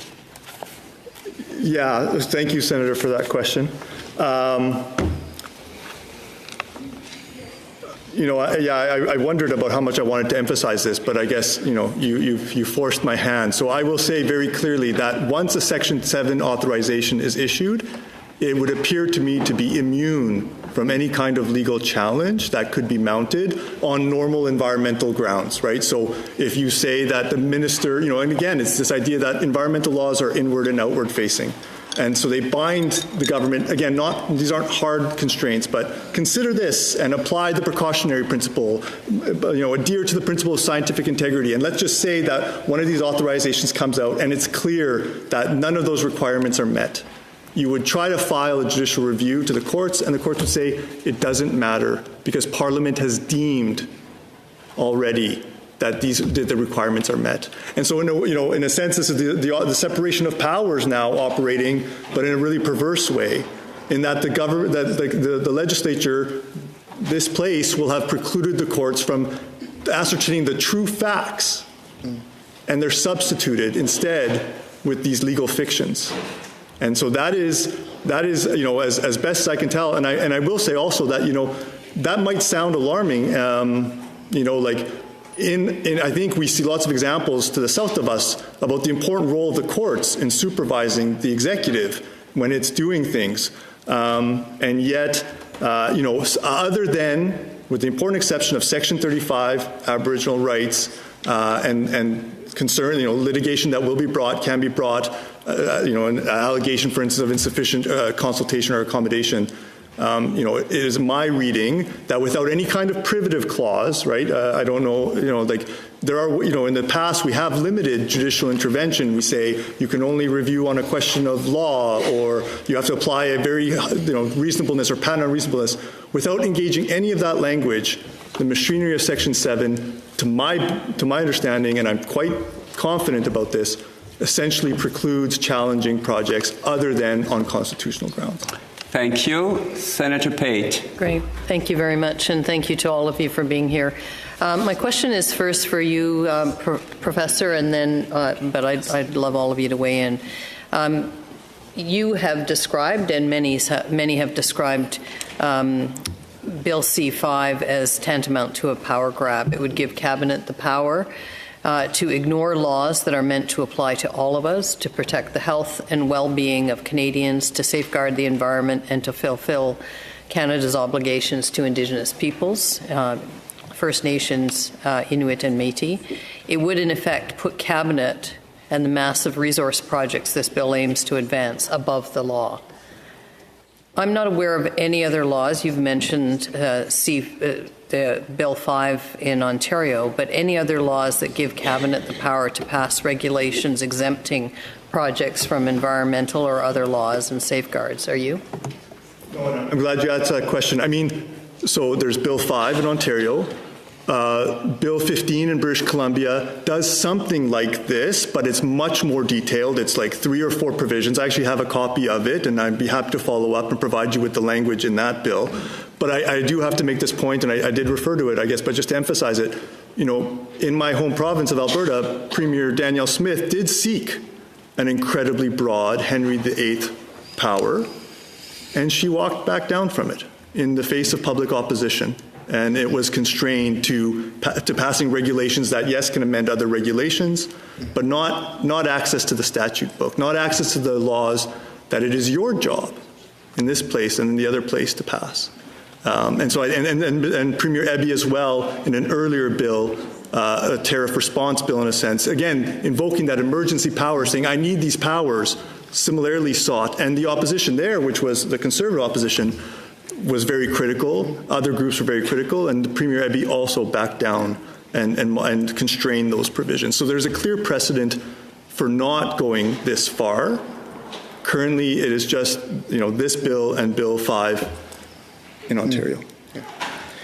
And maybe I'll just add very briefly, there's an important difference between an exception to a rule that's contained in a statute. So environmental laws often say, here's the rule and here are the exceptions. That's normal.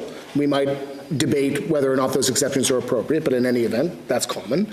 And the Henry VIII mechanism, which says that it's going to be cabinet, the executive, that decides when laws apply or not. And normally that's Parliament's job, not the executive's job, especially when it is so broad as to say not just a provision of a law, but an act does not apply or can be changed wholesale. The power here is actually to amend laws, not simply apply them at will. And that is what is so concerning and so unprecedented about this bill. Senator Moody. Thank you, Mr. Chair. My question is for Mr. Southey. I want to talk a little bit about environmental mitigation, if you will. The Prime Minister seems to support carbon capture technology and sees it as a part of a climate mitigation approach that would be paired potentially with resource development. Do you support this view? And perhaps you could comment on how you might view nation-building projects attempted to use this technology as their mitigation. Thank you, Senator. We are, as a biodiversity NGO and nature NGO, recognize the incredible consequences that climate change will have on our wildlife, and we seek to help mitigate and alleviate climate risks and challenges as much as possible. As my colleagues have mentioned, good process brings good results, and as we look to these technologies, we just need to ensure that they are honestly living up to their expectations, that the technologies are tested, validated, and that they're effective in their aspirations. We believe carbon capture is essential in an environment of climate change. We believe much of that can be natural, i.e. in nature, in reforestation, in keeping our pristine forests robust and healthy. But it may also mean we need to look to technology solutions that could be an integral part of our development paradigm. You want to intervene, sir? Yes, Senator. I would just add that there is no reason that carbon capture technology, especially if it's employed on a large scale, should not be subject to the same assessment and informational proof that we would expect of other technologies, as well as subject to meaningful constitutional consultation with Indigenous stakeholders and the free, prior, and informed consent of those Indigenous nations. And the final thing I will say is substantively, it can only ever be a minority of the solution space in the climate change problem, because the problem is driven by the use of fossil fuels and their combustion. We cannot get away from that central fact. Thank you. The last questions will come from Senator Pitton from the GRO and Senator Cardozo from the PSG. Senator Pitton. Thank you to all of the witnesses for being here today. My question is to Associate Professor Martin Olszynski. The legislation states one of the goals is to contribute to clean growth and to meeting Canada's objectives with respect to climate change. It goes on to say that the approved document will be issued once both the Canadian Nuclear Safety Commission and the Canada Energy Regulator are satisfied that issuing the document will not compromise the health or safety of persons. As you may know, this chamber recently passed Bill C-49, which amended the Canada, Newfoundland and Labrador and Canada, Nova Scotia Accord Acts to allow for offshore renewable energy projects. I'm a senator from Newfoundland and Labrador and curious what positive impacts you see Bill C-5 having on Atlantic provinces' clean energy projects, including Newfoundland and Labrador. So I'll say, I'll just reiterate what I said, that as an idea, the bill, I support the idea of the bill. I recognize, that the idea that things are very weird, frankly, down south, and that we need to shore up our sovereignty, our economic security, all of that works. And so, and I think it's interesting, as problematic as I find certain problems of this bill are, I actually think that you don't need massive amendments to change it. To make it, sort of like more consistent with both democratic norms and environmental norms. And so, speaking to that potential that you describe, it may be the case that as currently written, this bill wouldn't be bad for that development. But I also think actually just a slightly more tight bill, strengthened around ensuring that those basic environmental laws and those conditions and those restrictions are respected, it would also work. And in fact, there was great work done, regional assessments recently in the offshore for wind power, and I understand that there is a lot of enthusiasm. And so I think absolutely this bill, like the basic idea of the bill, can do it. And so again, my comments here and suggestions are really in the sense of we can make this bill better, and it would still do those great things for those kinds of projects. Thank you, Senator Petton. Senator Cardozo. Thank you, Mr. Chair. We've really had a good discussion about these sections 21, 22, 23, the Henry VIII clauses, or in some ways they're notwithstanding clauses, right? They're saying the government can go ahead and do this notwithstanding this list of acts that are listed in Schedule 2. Is there a way to constrain the use of that other than dropping it as you suggested? And I'm thinking either a sunset clause or perhaps a requirement that the invocation of that section be placed before Parliament for information purposes. And you may be aware, we haven't talked about the process here, but time is running out. The House is rising at the end of this week. We will be really voting on this next week. So it's almost like if we could get the House to make these amendments this week, it's a lot easier to make this happen. Any suggestions about how we could constrain these clauses? Simply remove the reference to enactments in 22. Mm-hmm. So, the power can be there to amend regulations, to flesh out the act itself, or to amend regulations even under other statutes. That's fine. Like the idea that, if you think about it, this House is and the other place are the primary body for lawmaking, and the executive makes subordinate legislation. We call regulations are subordinate legislation. So I have no problem with subordinate legislation amending subordinate legislation. Where it gets weird is when subordinate legislation can amend primary laws that you folks have all debated and passed. So you can just simply take out the reference to enactments, and it then becomes a power to amend regulations, and that's essentially fine. I think it's interesting, I haven't heard your proposal, like that other version. Yeah, the other version would be to seek consent essentially from this place and the other place when you want to change a law. And that is, again, it brings you back, and it brings this process back, and it brings that transparency to the system, which is so important for accountability. So I think there are ways. Where are the words enacted? Is that in 21? So in 22, actually. 22? So how would it read instead? The Governor Council may, on the recommendation of the Minister, respond. 1 second, let me just. Right, so it would say, exactly right, that may by order amend schedule, sorry, no, that's 21 to add. So yes, the Governor Council may, on the recommendation, make regulations, and here it says, exempting one or more national interest projects from the application of any provision of that enactment. I would remove of any provision of that enactment, and it would simply say from the application of any provision of regulations made under an enactment. So then the acts as listed in Schedule 1, that first list, in Part 1 of Schedule 2, rather. Yeah. We wouldn't be touching that. We'd just be touching the regulations in Part 2 of Schedule 2. That's correct. I mean, that's a significant change, but it's still a... It's just 4 words. And what about a sunset clause if... Well, so the Act does have kind of a sunset clause itself, right? It's just got a review clause. Well, it's so the power to list projects expires after 5 years. Okay. And then there's a review clause at Section 24.